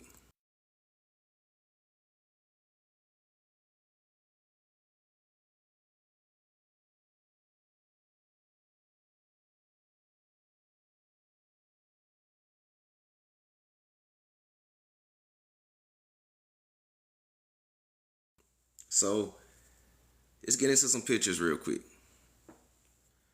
So now, understand that they found Mayan glyph figurines, Negroid features by the Etowah Mounds, right? And in Mandelville site in Georgia. Check. All right. They found all these Negroid figurines and statues in Georgia, and even this mezzo style American house that us southeastern Indians lived in and not teepees. And you know something else? They also found, let me turn it around. They also found, right? Peep game. Look what they found in Georgia. They said it's Mayan. Look what they, Look what they found in Georgia. Right? Okay. Look who is by. The Creeks. Right? The Creeks. Muskogee Creeks. Mayans, Muskogee Creeks, Epi Olmec, Negroid, Natatipi. You wonder why you woke up and the first thing you grabbed was this hand? As soon as you woke up from your slumber, I need to get some frankincense. I need some gems, some stones, some emeralds, some pearls. I need to start meditating and cross my legs. Not knowing that this is Indian style, like you've been doing your whole life, meditation, Indian style. One of Maya's names, right? Maya. Buddha's mother name is Maya. Maya. Buddha's a Negro. Negro. So understand who you descend from. So now the name, one name of Maya is called Yes. O-M. That's Maya's. That's one version of Maya's name. You know, when you meditate and you say it inside, who you calling on while you meditate, huh? You calling on your mama, right? When you talking to a person and you trying to find the words, you'll be like, man, you know, man, what's his name?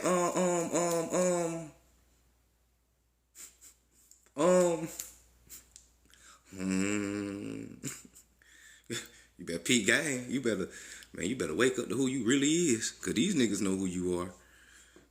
We just can't let them. Because we got to prevent the rise of the Messiah. Ain't that what they told you? All right.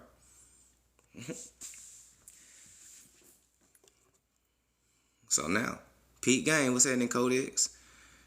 Mr. Meanie, what's happening? Mr. Stand Up Business, yeah, what's happening?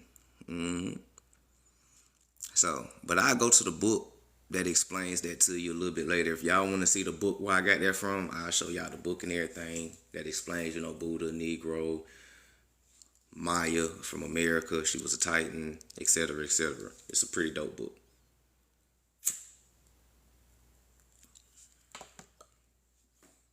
So now, right?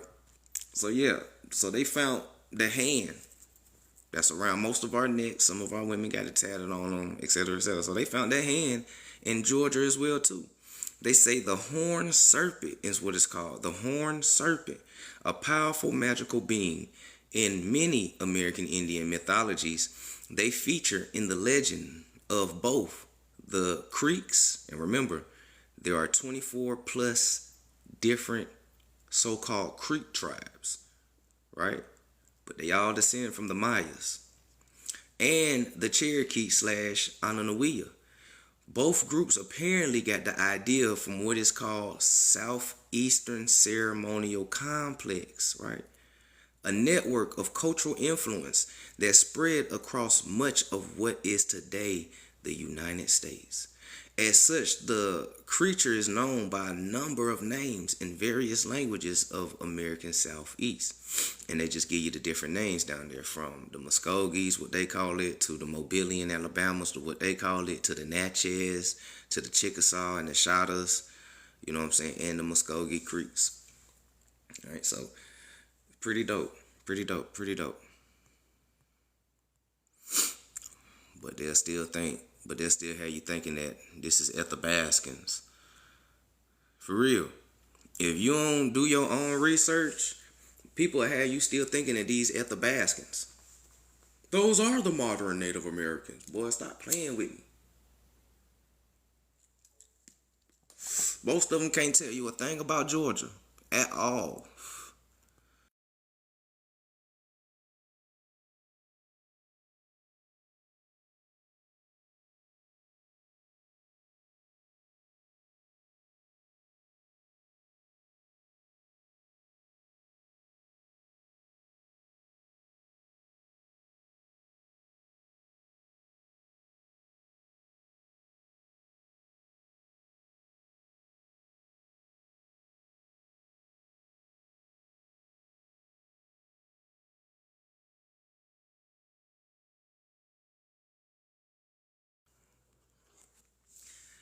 So now, flipping the page, let's get back into the migration origin stories.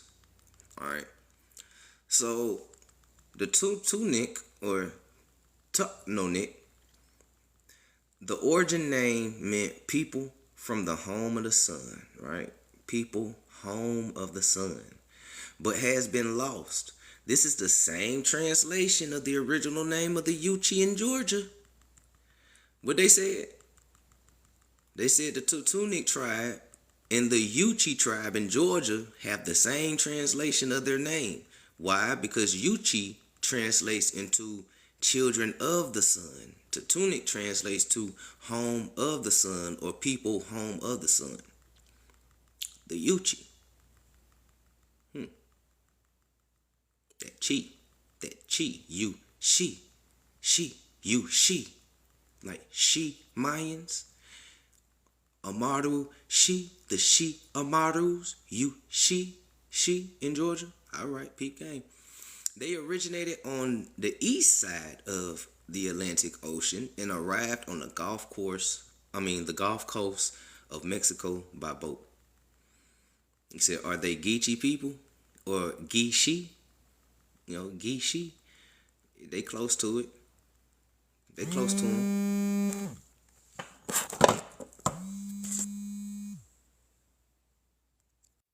Close to them.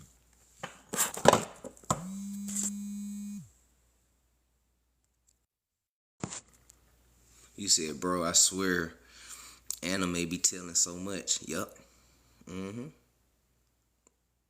Oh yeah, I'm just now tuning into anime. I'm years late in the anime game. But yeah. So now you got the Suki or Zuki or Juki tribe. They arrived on the Gulf Coast of Mexico via 12 foot of large canoes from an unspecified land or island from the east. Their name is pronounced Juhi, the name of archaic Scandinavian, and it means the sea people. So these are seafaring tribes.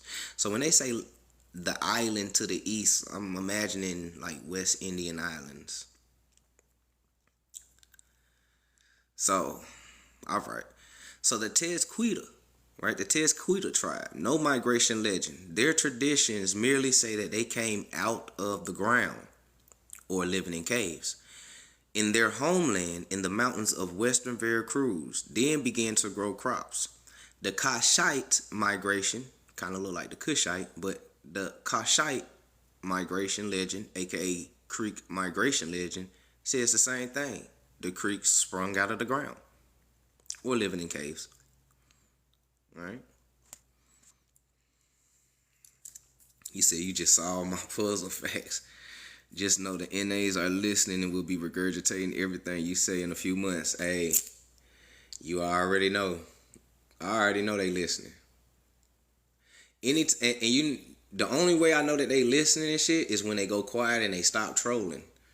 Like, for real. When they go quiet and they stop trolling, I know they in the hallways or they in here just, they probably taking notes, screen recording, all that type of shit. So, it's all good. Just make sure y'all do not leave out the Negroid statues. All right? Make sure you do not leave out.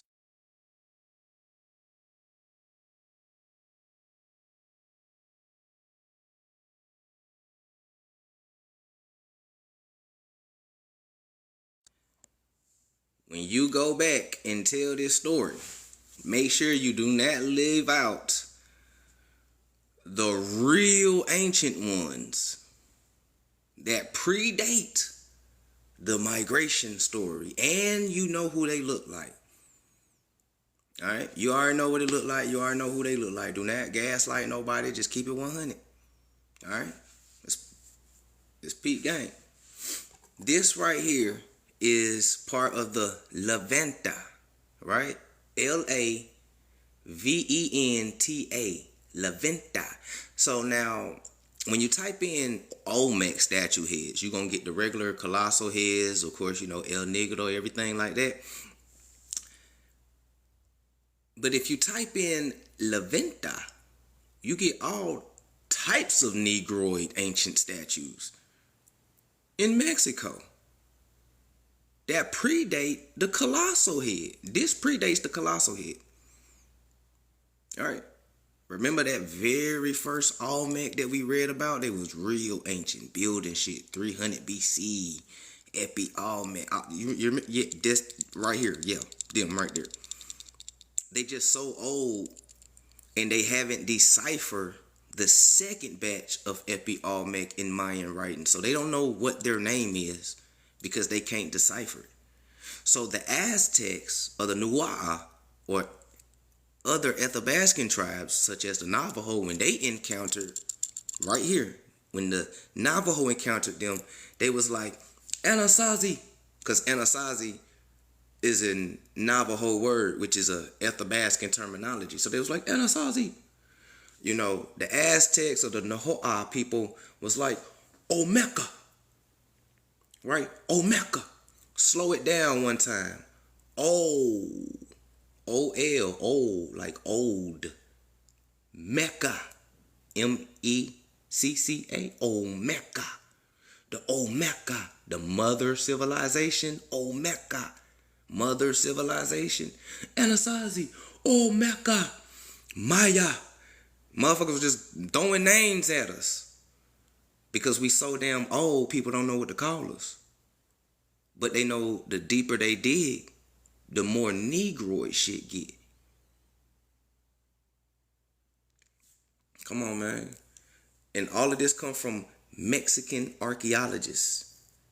Remember that. This picture comes from the Mexican archaeologists. Remember, the Mexican archaeologist was telling his story like, please take me. I want to see the ancient sites. Right? Remember we read that? Please, I want to see it. So they took him, and this is what they showed him. They showed him the colossal heads, but they showed him this right here. And he was like, what do y'all call them? They was like, La Venta. Now, I haven't researched what La Venta mean, but they was like, La Venta. So he was like, oh. So this is the two different Olmecs that they tell you. You got La Venta, a.k.a. Anasazi, or Olmeca, the old ones. And then you got the modern Olmecs that they teach you, the Nohua speaking people that's related to the Aztecs and shit like that. You got those that came down from far north from cold and snow areas like the rest of them did. You know what I'm saying? So peep game. So, you know, it's pretty dope though. Pretty dope.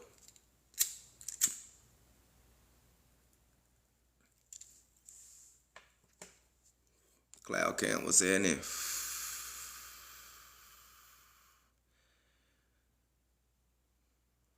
Shout out to all the racist trolls in here. Y'all do know when y'all come in here being racist, you kind of like prove our point for real. Because instead of coming in here to debunk, you come in here be racist and disrespectful. That actually proves our point. Y'all don't know that, right? Y'all haven't caught on to that. Right? People can't debunk this. They can't debunk it. They can't.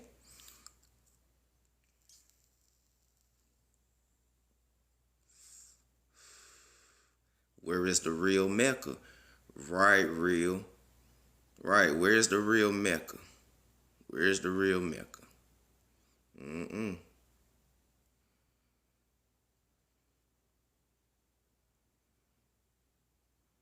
Ah, yeah, I can't leave out what they found in the Grand Canyon. That's why I keep going back to Buddha.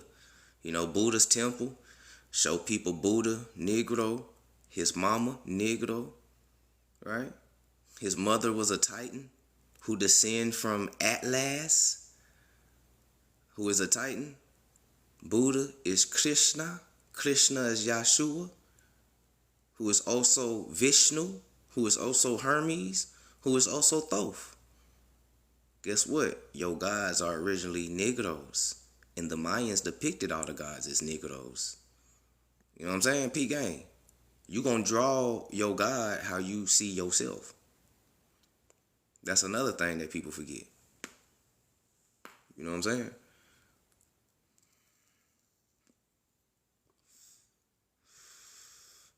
And all of that represents the sun.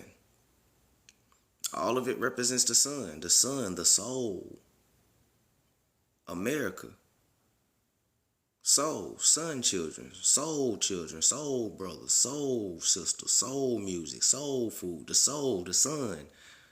We are sun people. We are the sun race.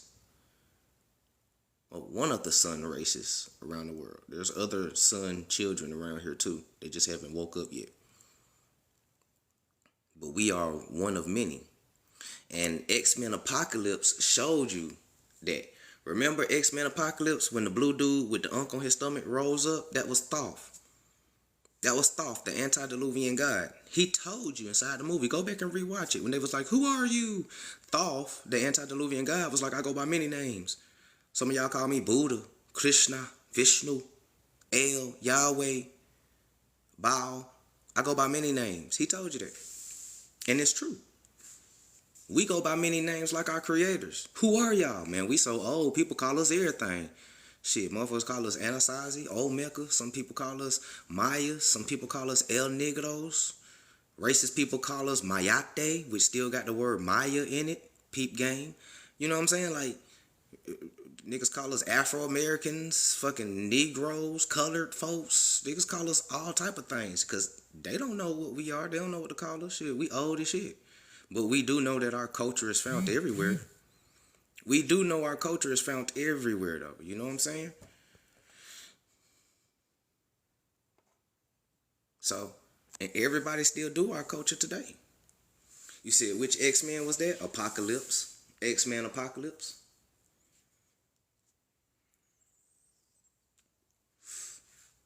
Mm-hmm.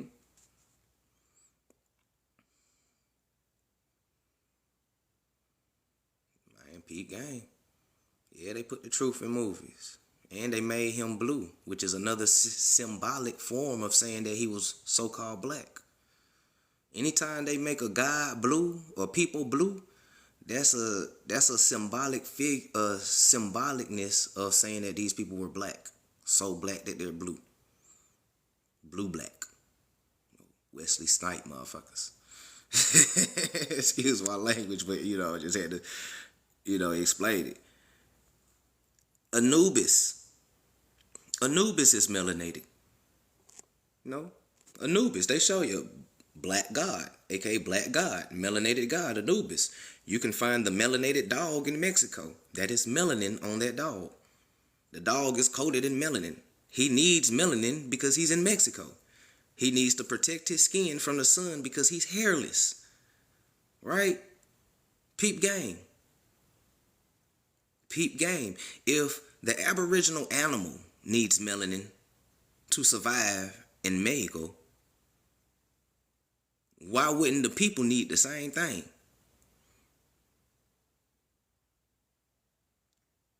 All right. But I tell you what, for the Pan-Africans in the back, Anubis is definitely not this damn dog here. This is definitely not Anubis. Y'all can stop saying the African hairless dog. This is not Anubis. This is more like Anubis. You feel me? You had this dog in your house, I will not come in. I ain't even gonna play with you. Come on in, he don't bite. You shit, bullshit. You come out here. For real.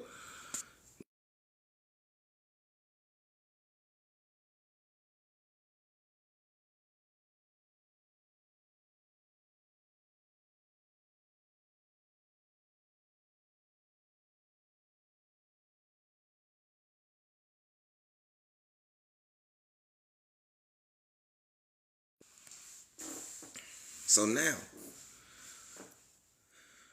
now,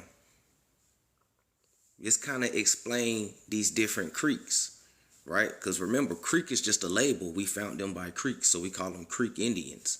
But let's talk about, the Highland Itza. And we know that they are widely related to what? The Mayas from South Florida. All right, so the Highland Itza or Itzate Creeks.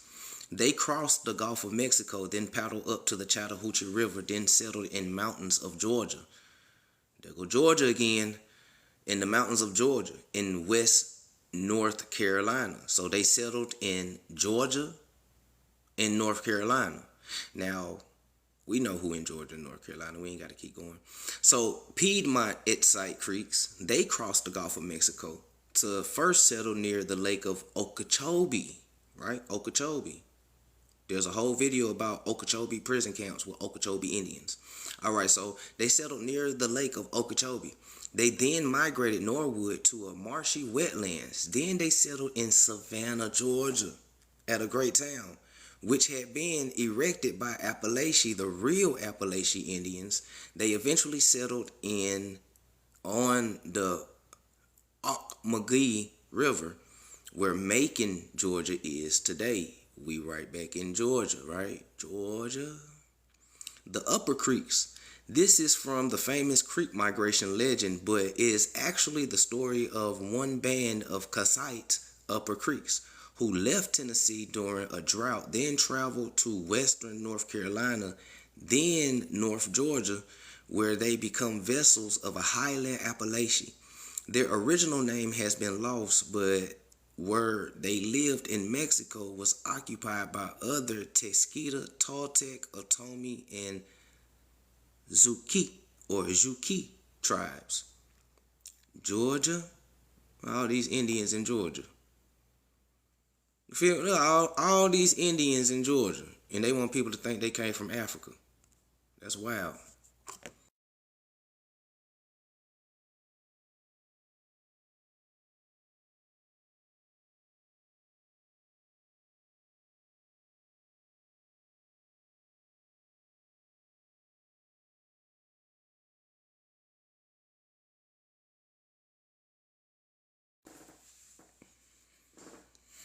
And you know all of them got reclassified. You know all of them got reclassified.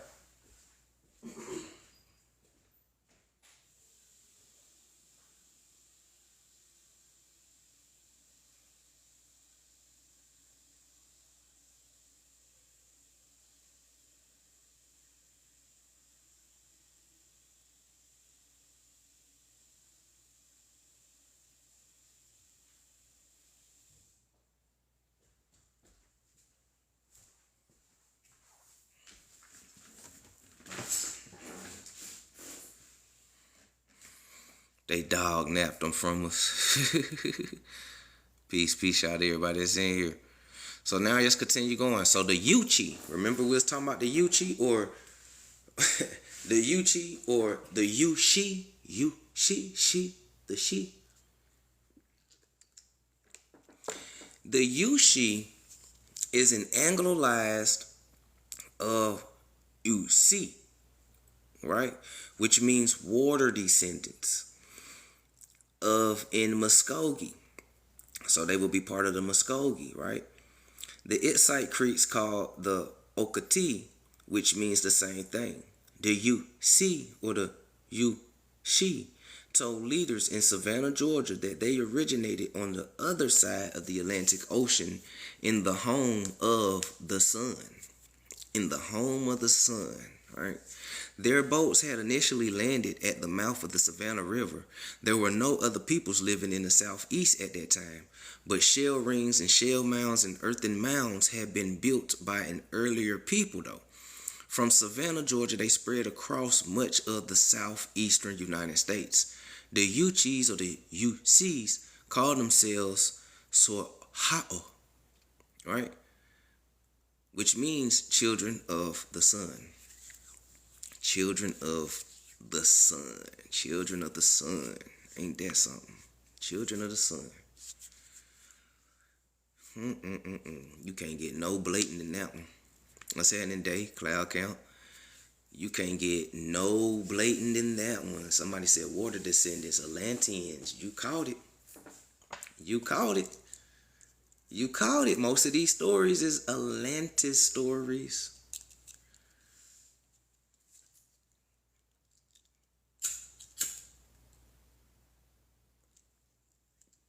Remember the circular mounds, right? Let's go back to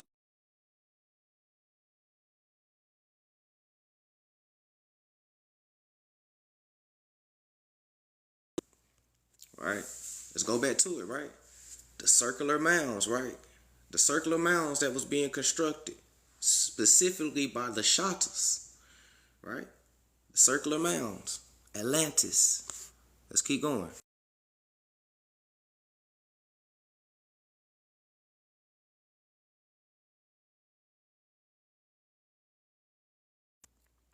Right? The circular mound, right? The spherical circular mound, right? Atlantis. You pull up Atlantis pictures and how they depict Atlantis, you're going to see the same circular mounds and pyramids in there, right?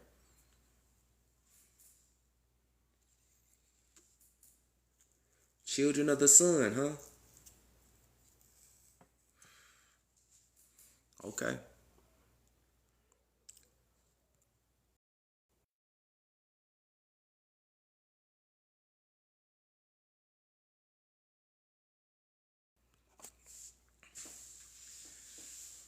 Y'all know I got to go back to it. Y'all know I gotta go back to it. Y'all know I gotta connect the dots for you. Cause what's a good live without connecting the dots? Now you can get the book called The Shadow of Atlantis. The book, we already established that the pyramids and mounds, the circular ones, Atlantis, it's all connected. The Yuchi tribe and a lot of these tribes saying they come from across the Atlantic, which would be Atlantis. So let's connect the Shadow of Atlantis real quick so people can understand one thing and one thing only, right? The fact that the existence of so-called black races among the inhabitants of the lost continent mentioned of the Codex Popol is of the greatest interest. Ethnologists imagine that Negroes appeared in the New World during our own epochs when they were imported as slaves, dodge the hijack. But the most recent researchers demonstrate that they first came to America in a period very remote, right? Very remote. The Popol relates that after the cataclysm befell the former fatherland, Atlantis, of the Queshi Mayans, right? Queshi or Yushi, right? The Yushi, right? We just read about the Yushi, the fatherland of the Yushi Mayans. One part of it is spread population immigrated with the E, not an I, westward to America. Ain't that the story that we just read about the Yushi? They said that they came across the Atlantic, right? All right. So they immigrated westward to America. And the other eastward, presumably to Europe.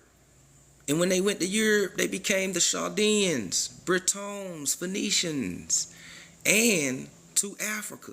Perhaps these later immigrants were the forefathers of the Berbers and Tuaregs, aka Murs, M-U-U-R-S, Murs of Mauritania, North African Berbers and Tuaregs. You know them as so-called Moors in history. Not the Arabs, but these on my background. Not the Arabs, but these on my background, the ones that they hide from you. When you research Berbers, they're going to show you YT people. But you got to type in melanated Berbers or black Berbers to get these folks. Of course, you know that. But they are the forefathers of the Berbers and the Tuaregs. But it is not improbable that in the present African black populations, the descendants of the Atlantean black-skinned tribe still exist. Still exists. Sephardic Jews are Berbers from North Africa. Sephardic Jews and Moors is one and the same. Don't let nobody tell you nothing different. They one and the same. They Sephardic Jews. They come from America. Christopher Columbus was a Sephardic Jew. He wasn't lost. Hernandez de Soto's. De Soto's a Sephardic Jew name. He wasn't lost. It was Sephardic Jews coming to America. They wasn't lost. That's how they know how to come here. This is why people were speaking the languages to come here to speak to their brethren, because they knew what we spoke over here. It was easy to communicate. Peak game. History separated us. Sephardic Jews are North African Berbers. They are known as Ladinos. Latinos, Sephardic Jews. This is the real so-called African diaspora. This is why you can pull up the American Jewish archives and you can pull up the black codes that literally say the black codes is to banish all Sephardic Jews from French colonies, such as Haiti, which sparked the Haitian Revolution, right? Louisiana, which sparked their revolution, and other places like Martinique and everywhere. But when you do a surface level Google research about black codes, they're gonna be like, black codes is for African Americans. Dodge the hijack of hiding your identity under African. The black codes was for Sephardic Jews. They hate when you call yourself an American Indian and a Sephardic Jew. Why? For one, they both one and the same, since they all come from America. And the Sephardic Jews was the ones that left America to spread civilization to to Africa. And I got a book that's written by a West African that tells you that. But let's get back to it though.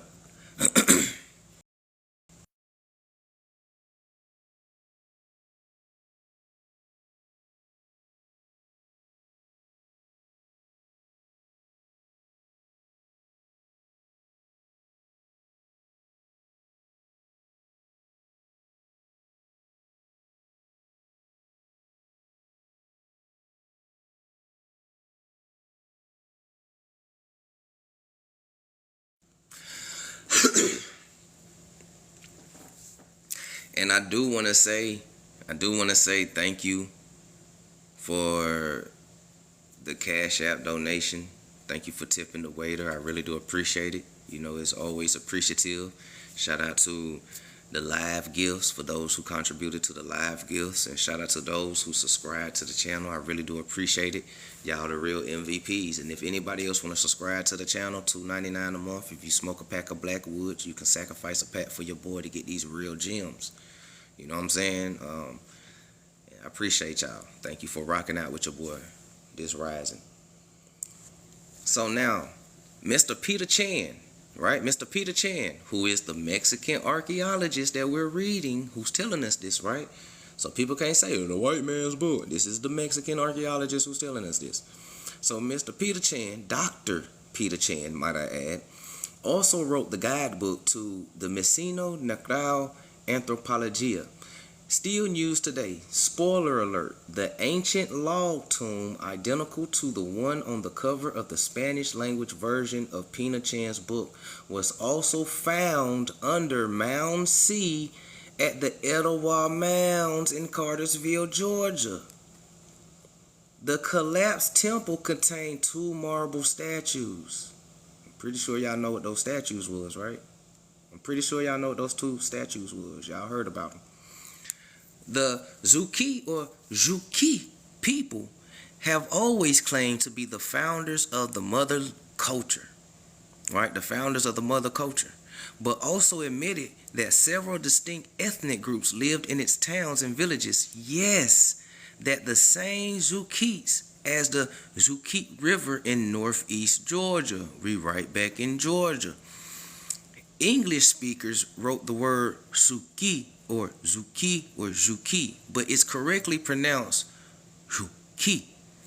Interestingly enough, is also that the Norse called them Sea Sami people. Remember, the Norsemen came to America in 900 AD, right? 900 AD.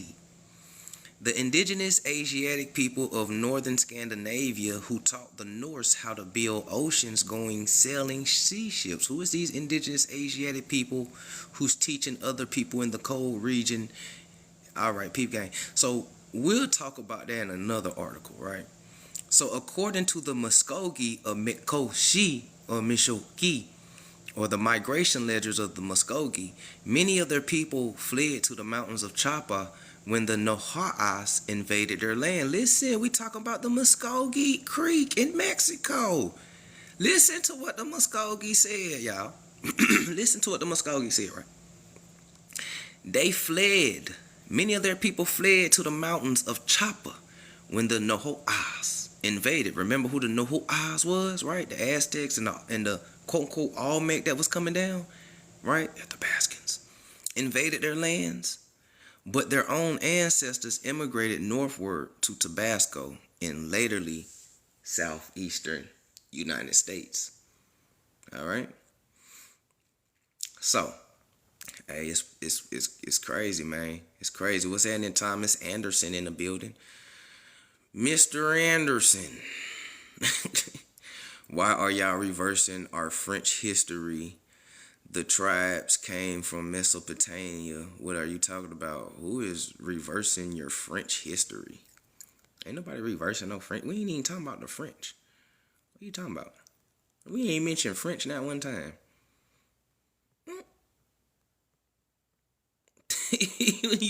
you talking about, big dog? I just caught up in the comments. What you talking about? Spain and France to America, not from America to Asia, Africa, and Europe. The fuck? You talking about some out of Africa shit, bruh? That's what you talking about? He said six genome activities again. Hey. Oh shit. Oh man, look, bro, man, look. I just caught up in the comments. What the fuck is he talking about? Ain't nobody say nothing about no French.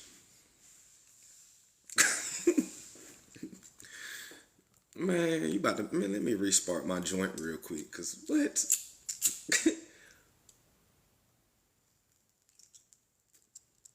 Very indigenously, might I add. Mm.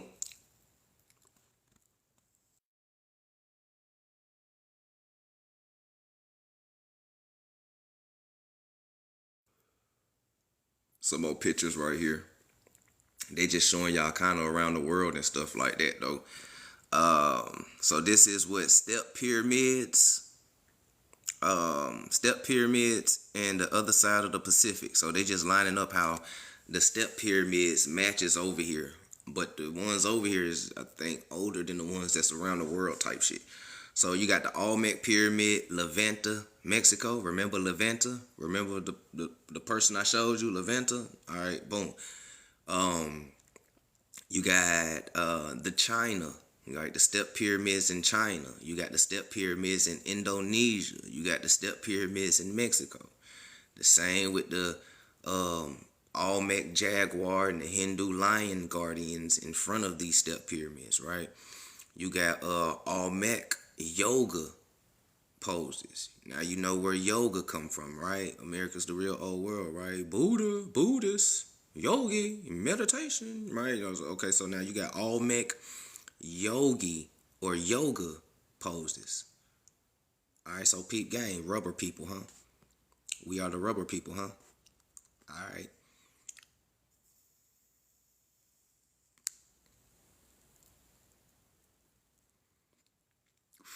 Which pyramid and group of Indians would you say Mel Gibson movie Apocalypto depicted?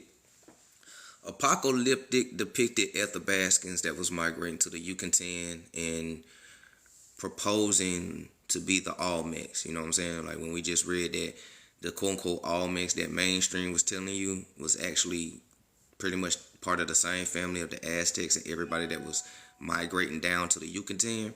That's what Apocalypto was. So Apocalypto is filmed in the pyramid where the real ancient ones, right, the ones that I've been showing you on the statue, had already left. Um, and they now inhabiting that.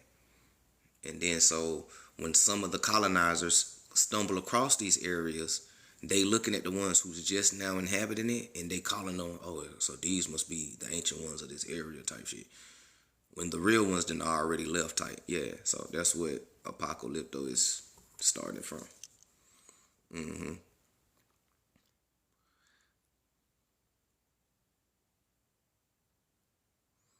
A rubber man and sun god. Hmm.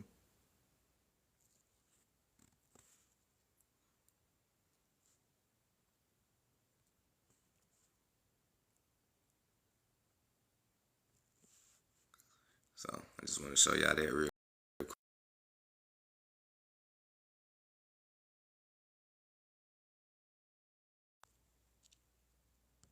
So now, boom, here we go.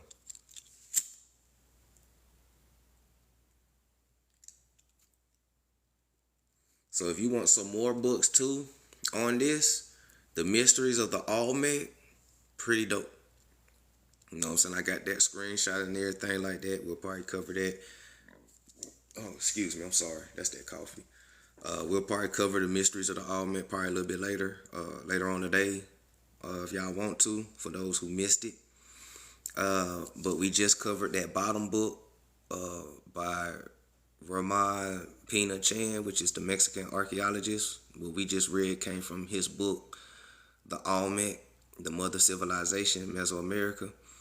The Mystery of the Olmecs is connected to that book. And then the book at top, Civilization in the Ancient Egyptian, which is written by Kataga A. Bongo, which is a West African historian.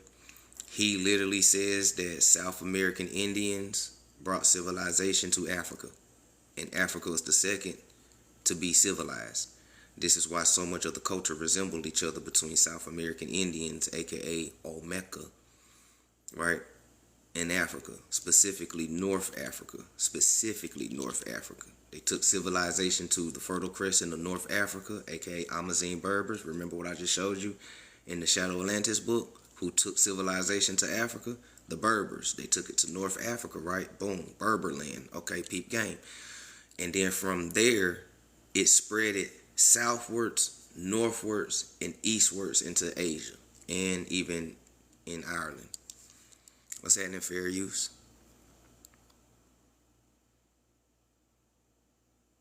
You said the Aztecs weren't Aztecs, they were Mexicans. I know they are Mexicans, and Aztec is a name that was given to them. But for layman's terms, for the discussion, so people can understand, we just gonna call it what it is. So, you don't want to overcomplicate things for people, you know what I'm saying? It's already a lot of information without overcomplicating it. So I try to keep it as simple as possible.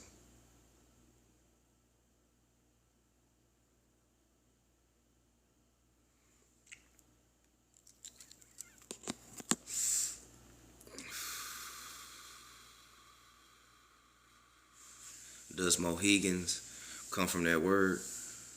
Yep. Mohegans and Moshikas or Moshikins are pretty much the same tribe. So, last of the Mohegans, last of the Moshikans.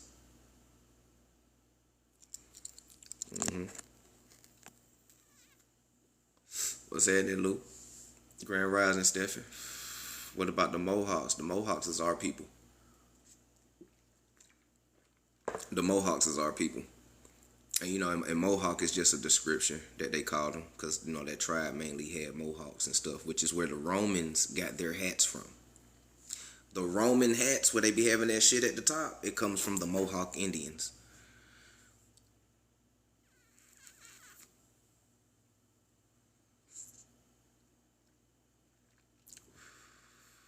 America's the real old world, Pete Game.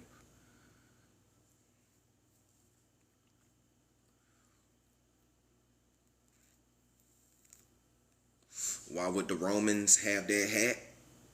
That's like the Mohawk Indians, because remember, the original Greeks and Romans were who? Phoenicians, Carthaginians. Who are who? The same ancient Americans that left and took civilization. The same tribes of the Yushi or Kushi Mayans that went to go take civilization. They became who? The Phoenicians, Carthaginians, who later became who? Your ancient Greeks and Romans. Yeah. So Mohawk, those were American Indians or antediluvian beings, just taking their culture over there with them. Watch a brother on YouTube called Medicine Man video series, Children of the Corn. Okay, I'm gonna check that out. I'm gonna check that out when I get off live.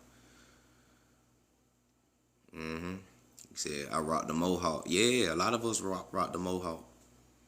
I got to get my Mohawk shaved back up. But yeah, most of us do it. We got different versions of it too. hmm You got, you know, we got different versions of it. Some of us will get the locks, shave the side, still a mohawk. I call it molocks because you got the locks with the mohawk, so molocks. But we always prevalent for shaving our sides and shit. That's why that one Mayan statue, big dog right here, they got the high top fade with the Chris line, the Chris taper, mohawk. He just got a high top fade with it. And all of these are Negro statues. He looked like the PJs cartoon that they showed us when we was growing up. Y'all remember the PJs cartoon? Go back and look at the PJs cartoon real quick, and then take a screenshot, and then be like, hold on, bro. All right, peep game. So, but if you want to hide an identity in all of this, you need to hire Melville Herstovics, Walter Plecker, and what's his name? Alice Hedlix. He's a eugenist. What he did, he altered pictures, whitewashed paintings, destroyed noses and shit. That's what he did. Walter Plecker controlled reclassification, giving your benefits, inheritance away to other people, vital statistics, boom, boom, boom. Melville Herstovics is the beginning of this bullshit African stuff. All right, so if you want to eliminate or ethnocide of a bunch of people, you need to hire Ashkenazic Z Nation people. Remember, some of us got Sephardic Jew in our blood. Sephardic Jews from here, right? We already connected there, right? Ashkenaz have always been beefing with Sephardic. Okay? They've been ethnocide too. When the Sephardic Jews was being exiled from Europe, that was an ethnic cleansing. Ethnic cleansing is an ethnocide. So the Sephardic Jews went through an ethnocide. So this is why a lot of them got reclassified as well too. But peak game though, we'll touch more into that a little bit later.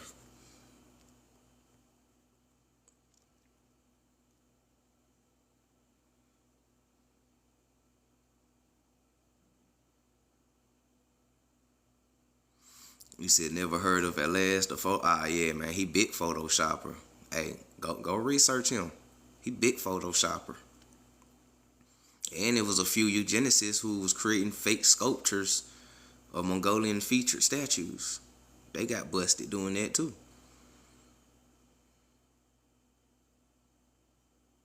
Appreciate it. He said I got a taper with my dreads. Fast.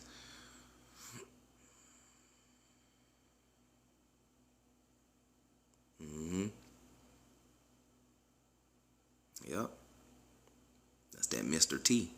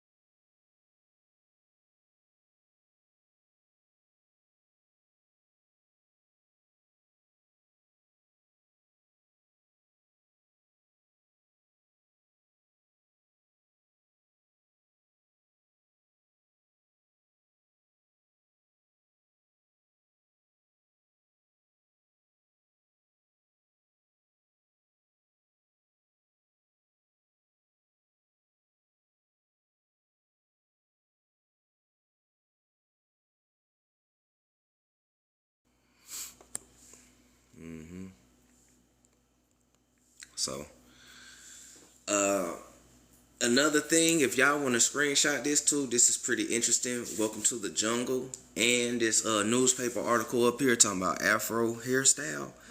This newspaper article called Afro Hairstyle and Welcome to the Jungle, this book, it lets you know that the Afro is not African.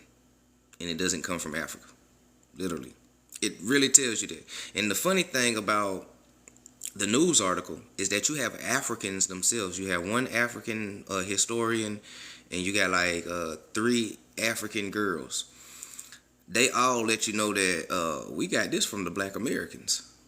We even started creating Afro wigs. Yeah, a lot of them. A lot of these so-called African models that y'all be seeing with these big ass afros, those are wigs.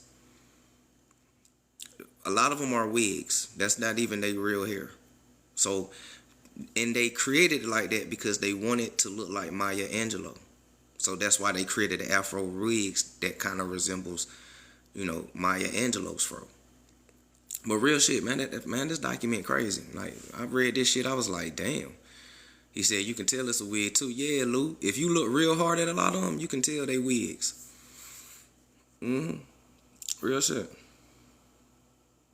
So this literally tells you that the afro is not even an African thing. It just became an African thing during the ages of Maya Angelou and civil rights movement and stuff like that. Yeah, Angela Davis.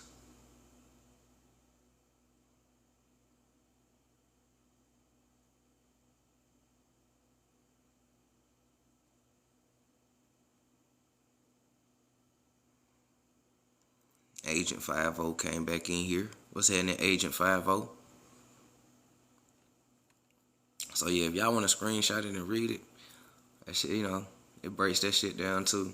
And I think there's a page in this book that talks about locks too. But let's see if I can find a little page.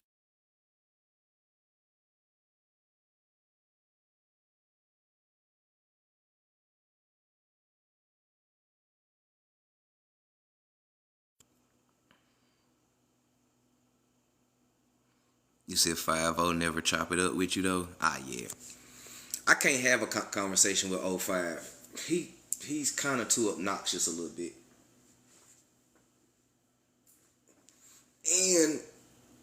And O5, he don't care about growing with information. He only cares about being right. So you can't really talk to people like that. All they care about is being right and proving you wrong. This the whole reason why he jump on live all the time and trying to offer people money and shit to prove him wrong, because he just want to be proved. He just want to be right. Like keep that shit in your pockets and go do something beneficial with your life. Go start a trust fund or some shit. You know what I'm saying? But yeah. So we can go to this book right here called "Welcome to the Jungle," and you can turn to the page called "Style and Fashion," and listen and look what they call it: semiotic struggles in the forest and science. Right? They say semiotic, shematic, somatic, sematic, shematic. Right? All right. So peep game. So having a lighten on range and paradox of quote-unquote race, which is a social construct, the aesthetics VA this brief excursion into archaeology of the fro. I want to know, or I want now to reevaluate the symbolic economy of straightening in the light of the contradictory relations between quote-unquote black and white cultures in diaspora societies. Having found no pre-existing referent for either hairstyle in quote actually existing in what? African cultures, right? So this archaeologist said he haven't found no pre-existing reference of the Afro hairstyle actually existing in African cultures.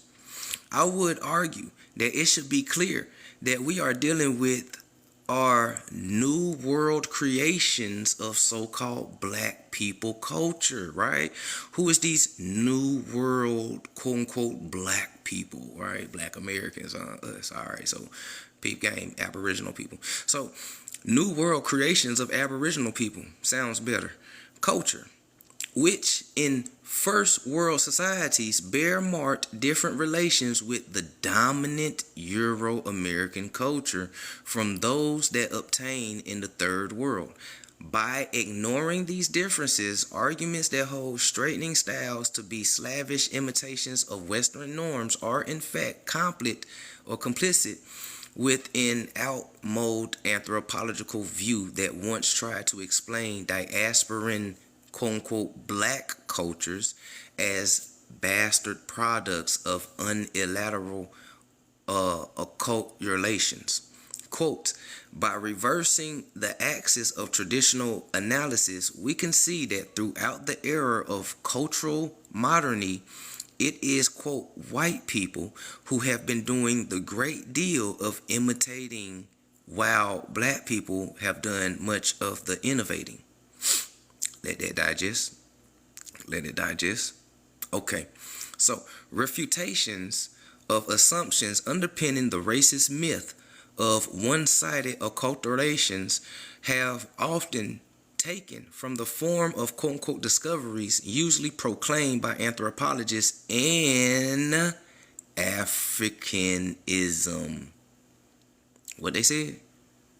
They said the underpinning in the racist myth of one-sided acculturations have often taken the form of discoveries, usually proclaimed by anthropologists, of Africanism, or the survival of African cultural traits across the Middle Passage in the New World, meaning they're trying to tether themselves to your identity. Right? All right. Listen, Melville Herstovix, it, for instance, made much of the retention of traditional modes of hairdressing and hair covering among black Americans. However, in the light of the contradictory dynamics we have touched upon, our attention must now be directed not so much to the retention of actual artifacts, but to the reworking of what may be seen as Neo-African sensibility. Who created African supremacy? All right. Underline a diasporic approach to the aesthetic. Okay? All right.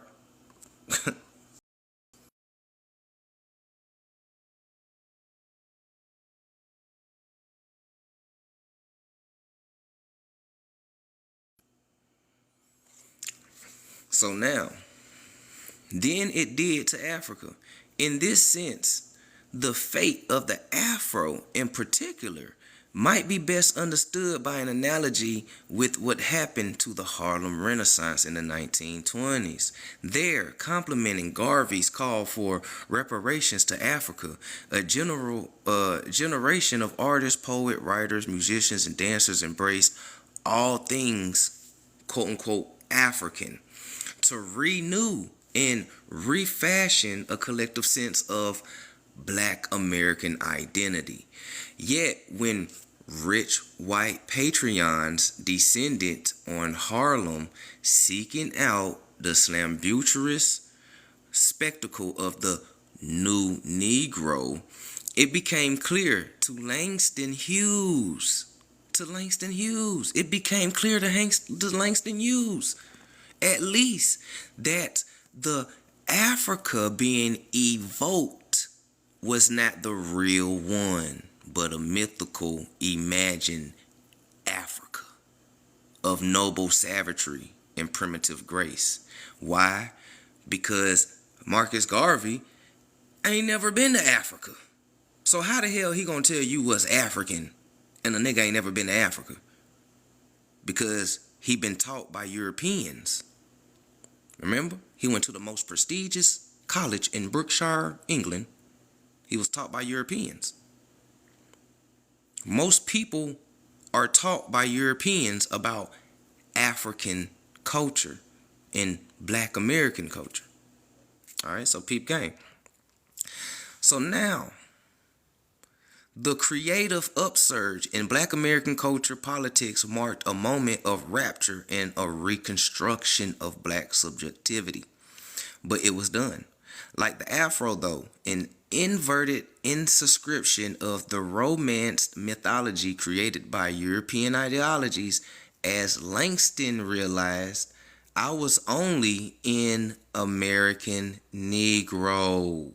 I'm not an African. What Langston Hughes said, I was only an American Negro. I am not African. Who had loved the surface of Africa and the rhythms of Africa. But what he said, I was not African. I was from Chicago. And I lived in Kansas City, in Broadway and Harlem. However, strategically and historically important, such tactics of reversal remain unstable and contradictory because their assertions of difference so often hinges on what is only the inversion of the same thing. Meaning that the Afro has always, listen, the Afro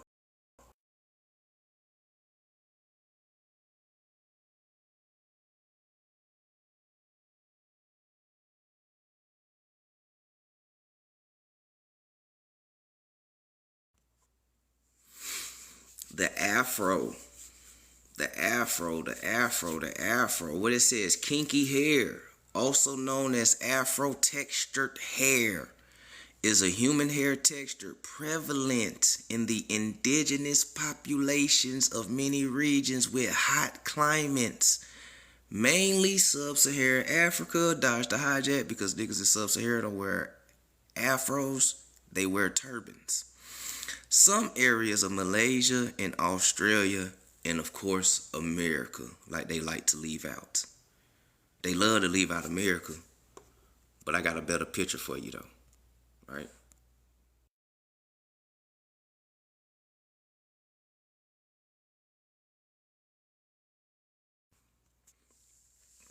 When you understand that Afro is an indigenous thing,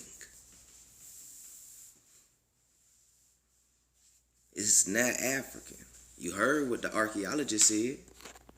They can't find no pre-existing notions of an Afro being in Africa. That's because most Africans don't grow afros. They have a total different hair texture than us. But people don't know that because they don't touch our hair. We don't let people touch our hair for people to know. We know they got a different texture by looking at the shit. They know we got a different texture by looking at it. Outside people don't know. And racist people damn sure don't know. I know plenty Africans who got locks and had locks for 3 years. It ain't never grow. They in the same spot. I know some Africans who got an afro. That bit be looking dry. It don't grow. I'm just being real. I see it. You see it. This ain't no racist shit. Y'all see it. They know. We got totally different textured hairs.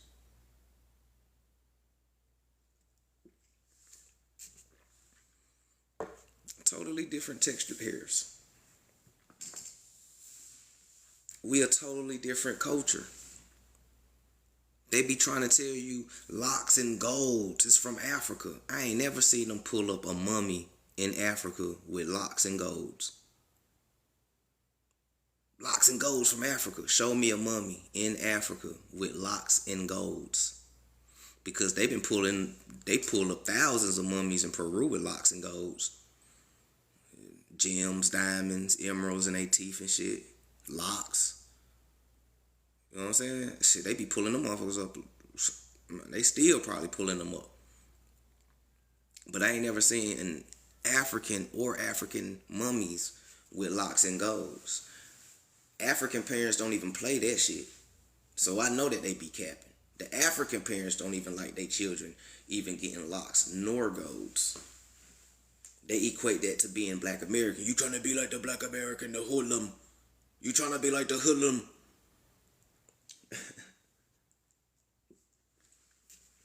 Come on, man. It's too hot in sub-Saharan Africa for Afro texture hair. Yeah, facts. And trust me, those of us that got an Afro, we be ready to cut that motherfucker off in 80-degree weather. Like real shit. Like here, those of us with Afros, we be ready to cut our hair in like 78, 80-degree weather. We be like, bro, I'm about to cut this shit. It's hot. And you talking about Negroes in sub-Saharan desert is walking around with Afros and that bit. Boy, they built different. Oh, they built real different. They definitely not like us, because I be ready to cut my shit. I be ready to cut my shit. Like, boy, look, it's hot, man. Froze, braids, and locks, man. I'm trying to tell you. We aboriginally everywhere. You seen the Fiji lady. What she said, this is a Fiji fro. She didn't say this is an African fro. They came from our African ancestors. She said this is a Fiji fro. This is how we take care of our Fiji fro in Fiji. So she letting you know when you go to Fiji, you gonna see niggas with afros. It's a Fiji fro. You know what I'm saying? She had the same pick.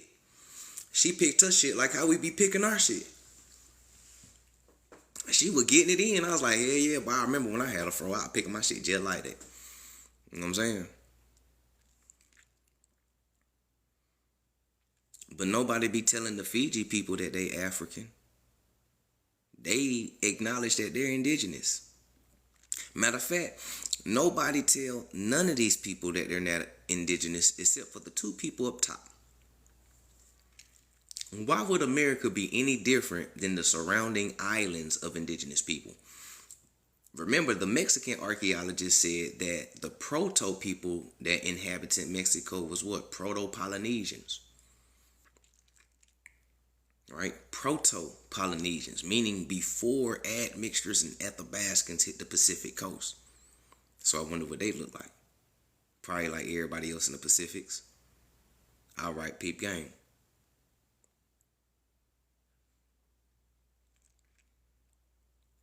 Why would America be any different? It wouldn't.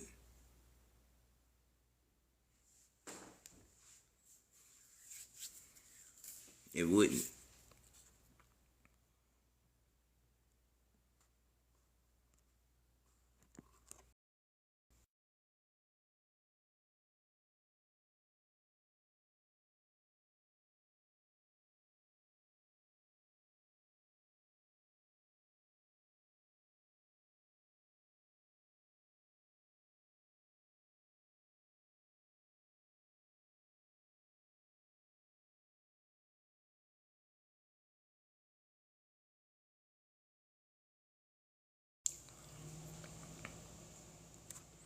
So let's continue going real quick. So now more into this book, right? It's listen, we just said locks, right? They said locks. Listen, they said locks in particular will be regarded as something alien. Right? We talking about Africa. They said locks. Come on, girl. Let me hop back on this damn camera with Mayans, right? Don't make me hop back on the camera with Mayans. They said locks. They said locks. Right? They said locks is something totally alien to Africa. Alright. Come on, man. Dreads and golds are from down south, like Waka Flocka said. Locks in particular would be regarded as something alien. Precisely the tactical objective of the Mumu in Kenya, right? Or the Mau Mau in Kenya, when they adopted such dreaded appearance in the 1950s. They did what? They adopted it. They adopted wearing locks in Africa. They adopted wearing locks in Africa in 1950s. On the contrary, they would imply an identification with first worldness. They were specifically diasporan. However, strongly, these styles expressed a desire to quote-unquote return to the roots among black peoples in the diaspora. Listen, in Africa as it is, they would speak of modern orientation and modeling of oneself according to metropolitans images of blackness, right? So mainstream blackness. So in Africa, they would speak of imitating the orientation of what mainstream blackness is. Okay? If there was nothing especially African, listen, if there was nothing especially African about these styles, this only goes to show that neither was as natural as it claimed to be. It's not natural. It's not natural. Right? Both suppose quite artificial techniques to obtain the characteristic shapes of hence political significance. The use of special combs in the case of froze and the process of matting in the case of locks often give a head start by initially plaiting long strands of hair. You do not plait your hair when getting locks. In their rejection of artifice, both styles embrace a quote naturalism that is owed much more to Europe. What?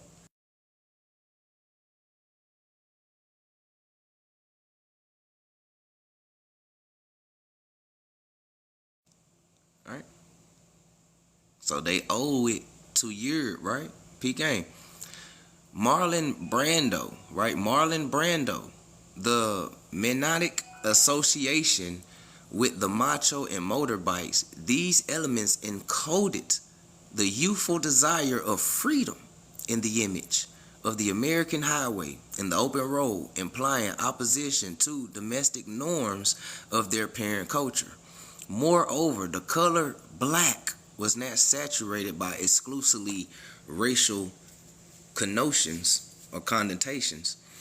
Dark, sober, or somber colors, as well as the occasional French beret, featured in downbeat dress statements of the 50s boho beatniks and suggest mystery. Cool outsider status, anything to alienate the normative values of square society. The fact that these YT subcultures themselves appropriate elements from black American culture. What they said? They said the fact that these white subcultures themselves appropriate elements of black American culture. Culture appropriation, huh?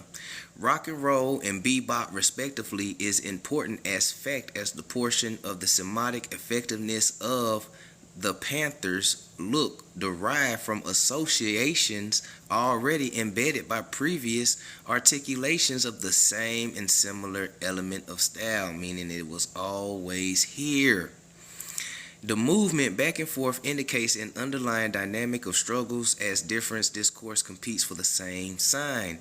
It shows that for styles to be socially intelligible as an expression of conflicting values, each cultural nucleus or articulation of signs must share access to a common stock or resource of signifying elements.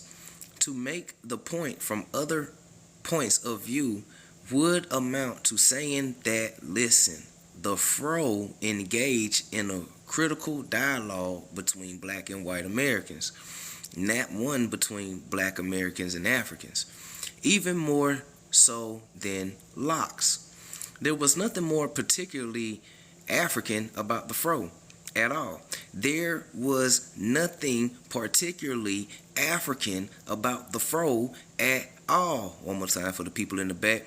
There was nothing particularly African about the afro at all. Meaning it doesn't come from Africa. Neither style had given reference point in existing in African cultures. Neither style, locks or afros, had a given reference point in existing in African cultures, in which hair is rarely left to grow naturally. Their hair don't grow like ours. Often it is plaited or braided, using weaving techniques to produce a rich variety of sometimes highly elaborate styles that are reminiscent of the pattern of African textiles and decorative designs of African ceramics, agriculture, and embroidery. Underlining these practices is an African approach to the aesthetics. In contrast to the separation of the aesthetic sphere in the post-Kennetan European thought, this is the aesthetic ability which incorporates practices of beautification in everyday life. This artifice, the agency of human hand, is valued in its own right as a mark of both invention and tradition, and aesthetic skills are deployed within a complex economy and symbolic codes in which communal subjects recreate themselves collectively. Neither, one more time, they gotta reiterate, neither the fro or locks operate within this context as such. In contemporary African societies, such styles would not signify Africanness. Locks and afros do not signify Africanness. Because why? Fros and locks is not an African thing. All right? All right.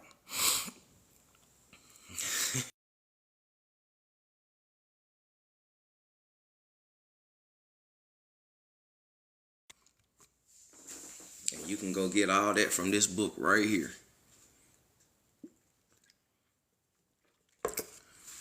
You can get all that from this book right here. So the next time Pan Africans and people be trying to tell you the fro and locks is African, no, it's not. And y'all can pull out the book and read it to them and break it down to it. It's not. They wasn't wearing locks until 1950 over there. All right. The Jamaicans been wearing locks longer than Africans.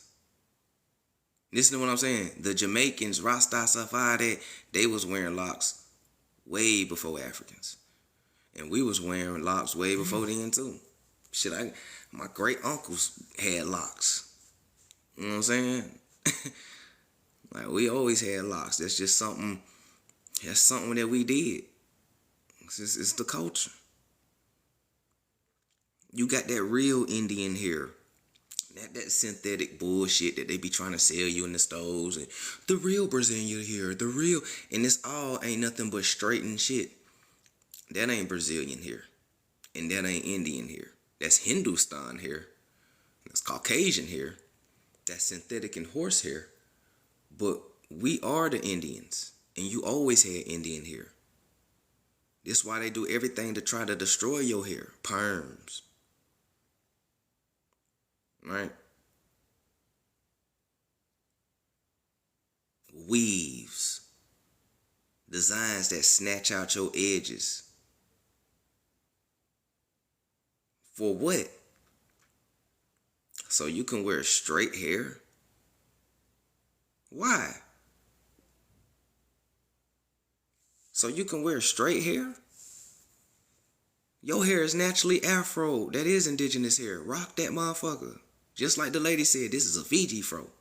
We gonna rock our fro. It was from our ancestors. Your shit from your ancestors. You don't like what your ancestors gave you?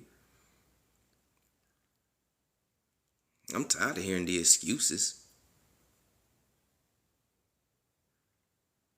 I hear all type of excuses on why people wear straight hair and all this type of shit. But all of that is just a cover-up for the real thing. You hate your hair. You hate taking care of your hair. You hate being seen with your hair. Somebody can take your wigs off and you got regular cornrows and you'll be so embarrassed and so ashamed to show your head. And you ain't got nothing but cornrows. Some shit that we've been wearing out in public since we was kids. Why are you ashamed to wear cornrow? This is your shit. You know what I'm saying?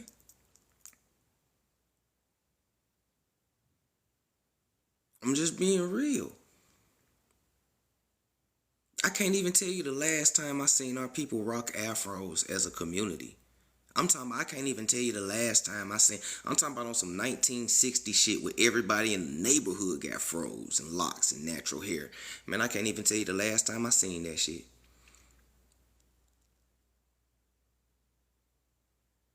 It'll be nice. It'll be nice to get back aboriginally. Don't be ashamed of your hair. You got that real Indian hair. It's okay to have an afro. It's okay to have natural hair and shit like that. Who told you to hate your shit? They want your shit. They brainwashing you to buy and consume their hair while they going to get your hair texture. Chinese people out here blowing out their hair and getting locks and shit, rocking afros, like, you know what I'm saying? Excuse me. YT people blowing out their hair, getting locks and shit. You know what I'm saying? Niggas getting fades, high top fades. You know what I'm saying? Like, they tried to be slick and give our haircut to the YT football player. Talking about, yeah, this is his hairstyle. Y'all always be trying to. We just read how YT people be appropriating our culture, right? Every day. You know the fade ain't y'all haircut, man. Stop playing. Niggas been fading up since fading been fading. You know what I'm saying? I just showed you a 300 BC American Indian Negroid statue and he had a fade. Nigga been fading since we been fading, bit dog. But they always gotta appropriate your culture because your culture is the blueprint. You always been the blueprint. Your culture always been the blueprint. You are the blueprint. They can oppress you every day, all day long. They can talk all they want to. But they gonna always need the blueprint. They gonna always need the influence. People talk so much shit about us and say we ain't got no culture and be sitting down in a house with an AC unit, not knowing it was us that gave you the AC unit. It was us that gave you a stoplight. That's the reason why you stop and being safe while driving. It was us that gave you over 15,000 inventions in the 1800s alone. You know what I'm saying? We even gave you the car first. And people don't even know about the melanated dude who created the car first. Why? Because Henry Ford. Them niggas stole his idea. Yes, the melanated man is the reason why you got a car.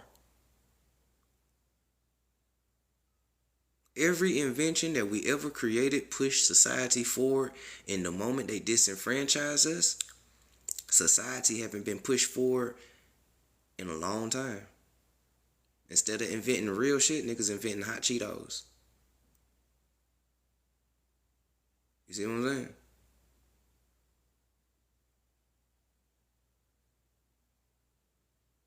Man, P gang.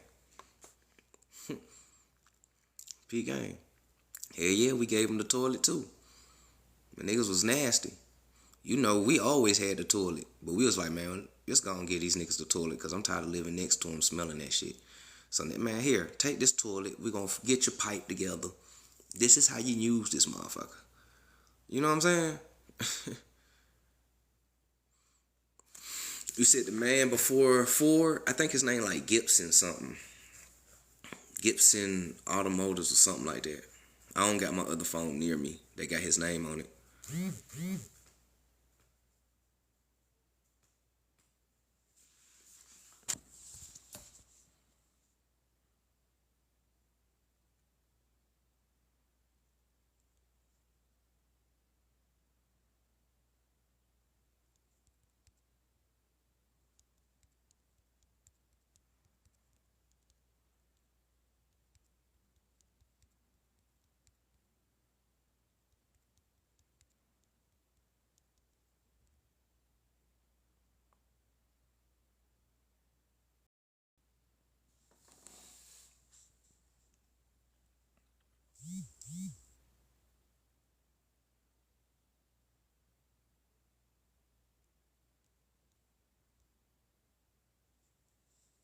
I said in fighting my fighting spirit.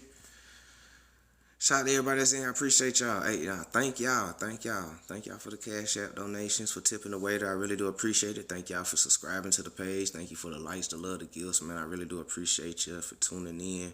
We've been rocking out for 3 hours straight, man. We've been getting it in. I hope y'all retain the information. I hope it connects some dots for you. I hope you understand it. I hope, it encourage you to download a lot of these books that we show y'all and just do your reading in your own time. You know what I'm saying?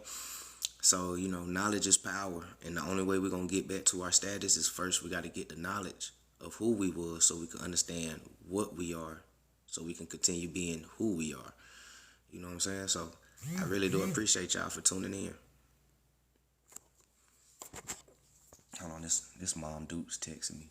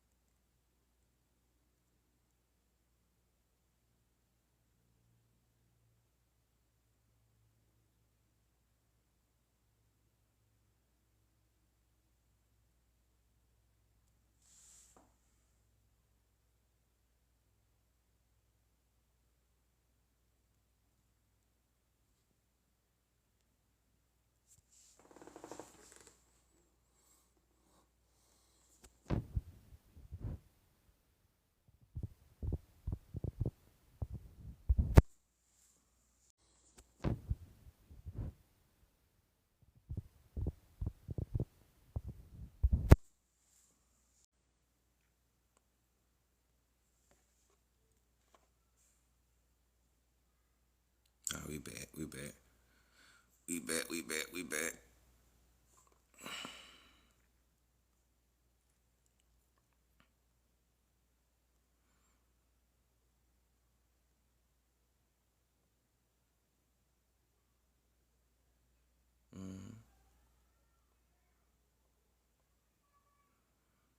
That's crazy. They removed that book off archives.org.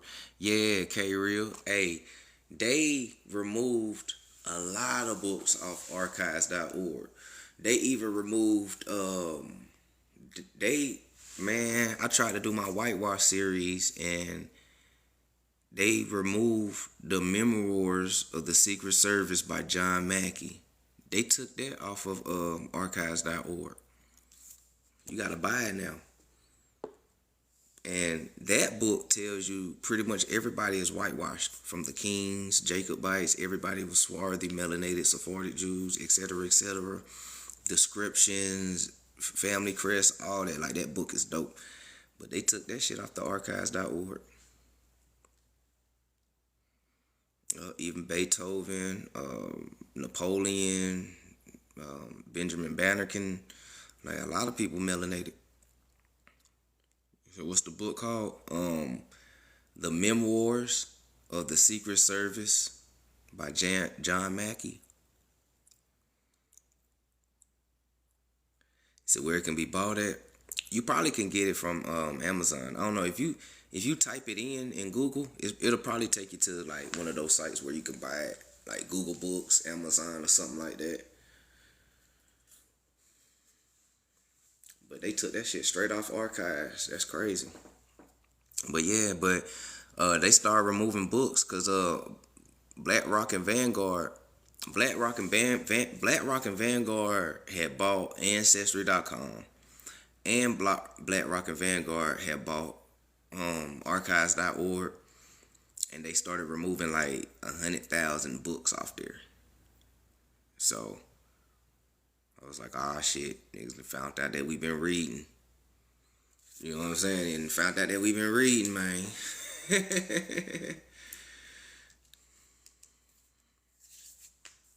hmm That's why I said, go and download these books while they in their authentic form. Go and download these books while they there so you can have it. Cause man, them boys is removing books, ancestry, and all type of shit. You know what I'm saying? But with that being said, I'm gonna go ahead and end it right here real quick. Y'all gotta run to Mom Duke's crib, check on my granddaddy and everything real quick.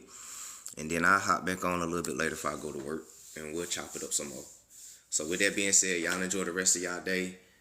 I appreciate y'all again. Thank you for the likes, the love, the gifts. Hope y'all got y'all screenshot on. And I hope you continue digging for information, books, and expanding your knowledge. And with that being said, vibrate high. Hey.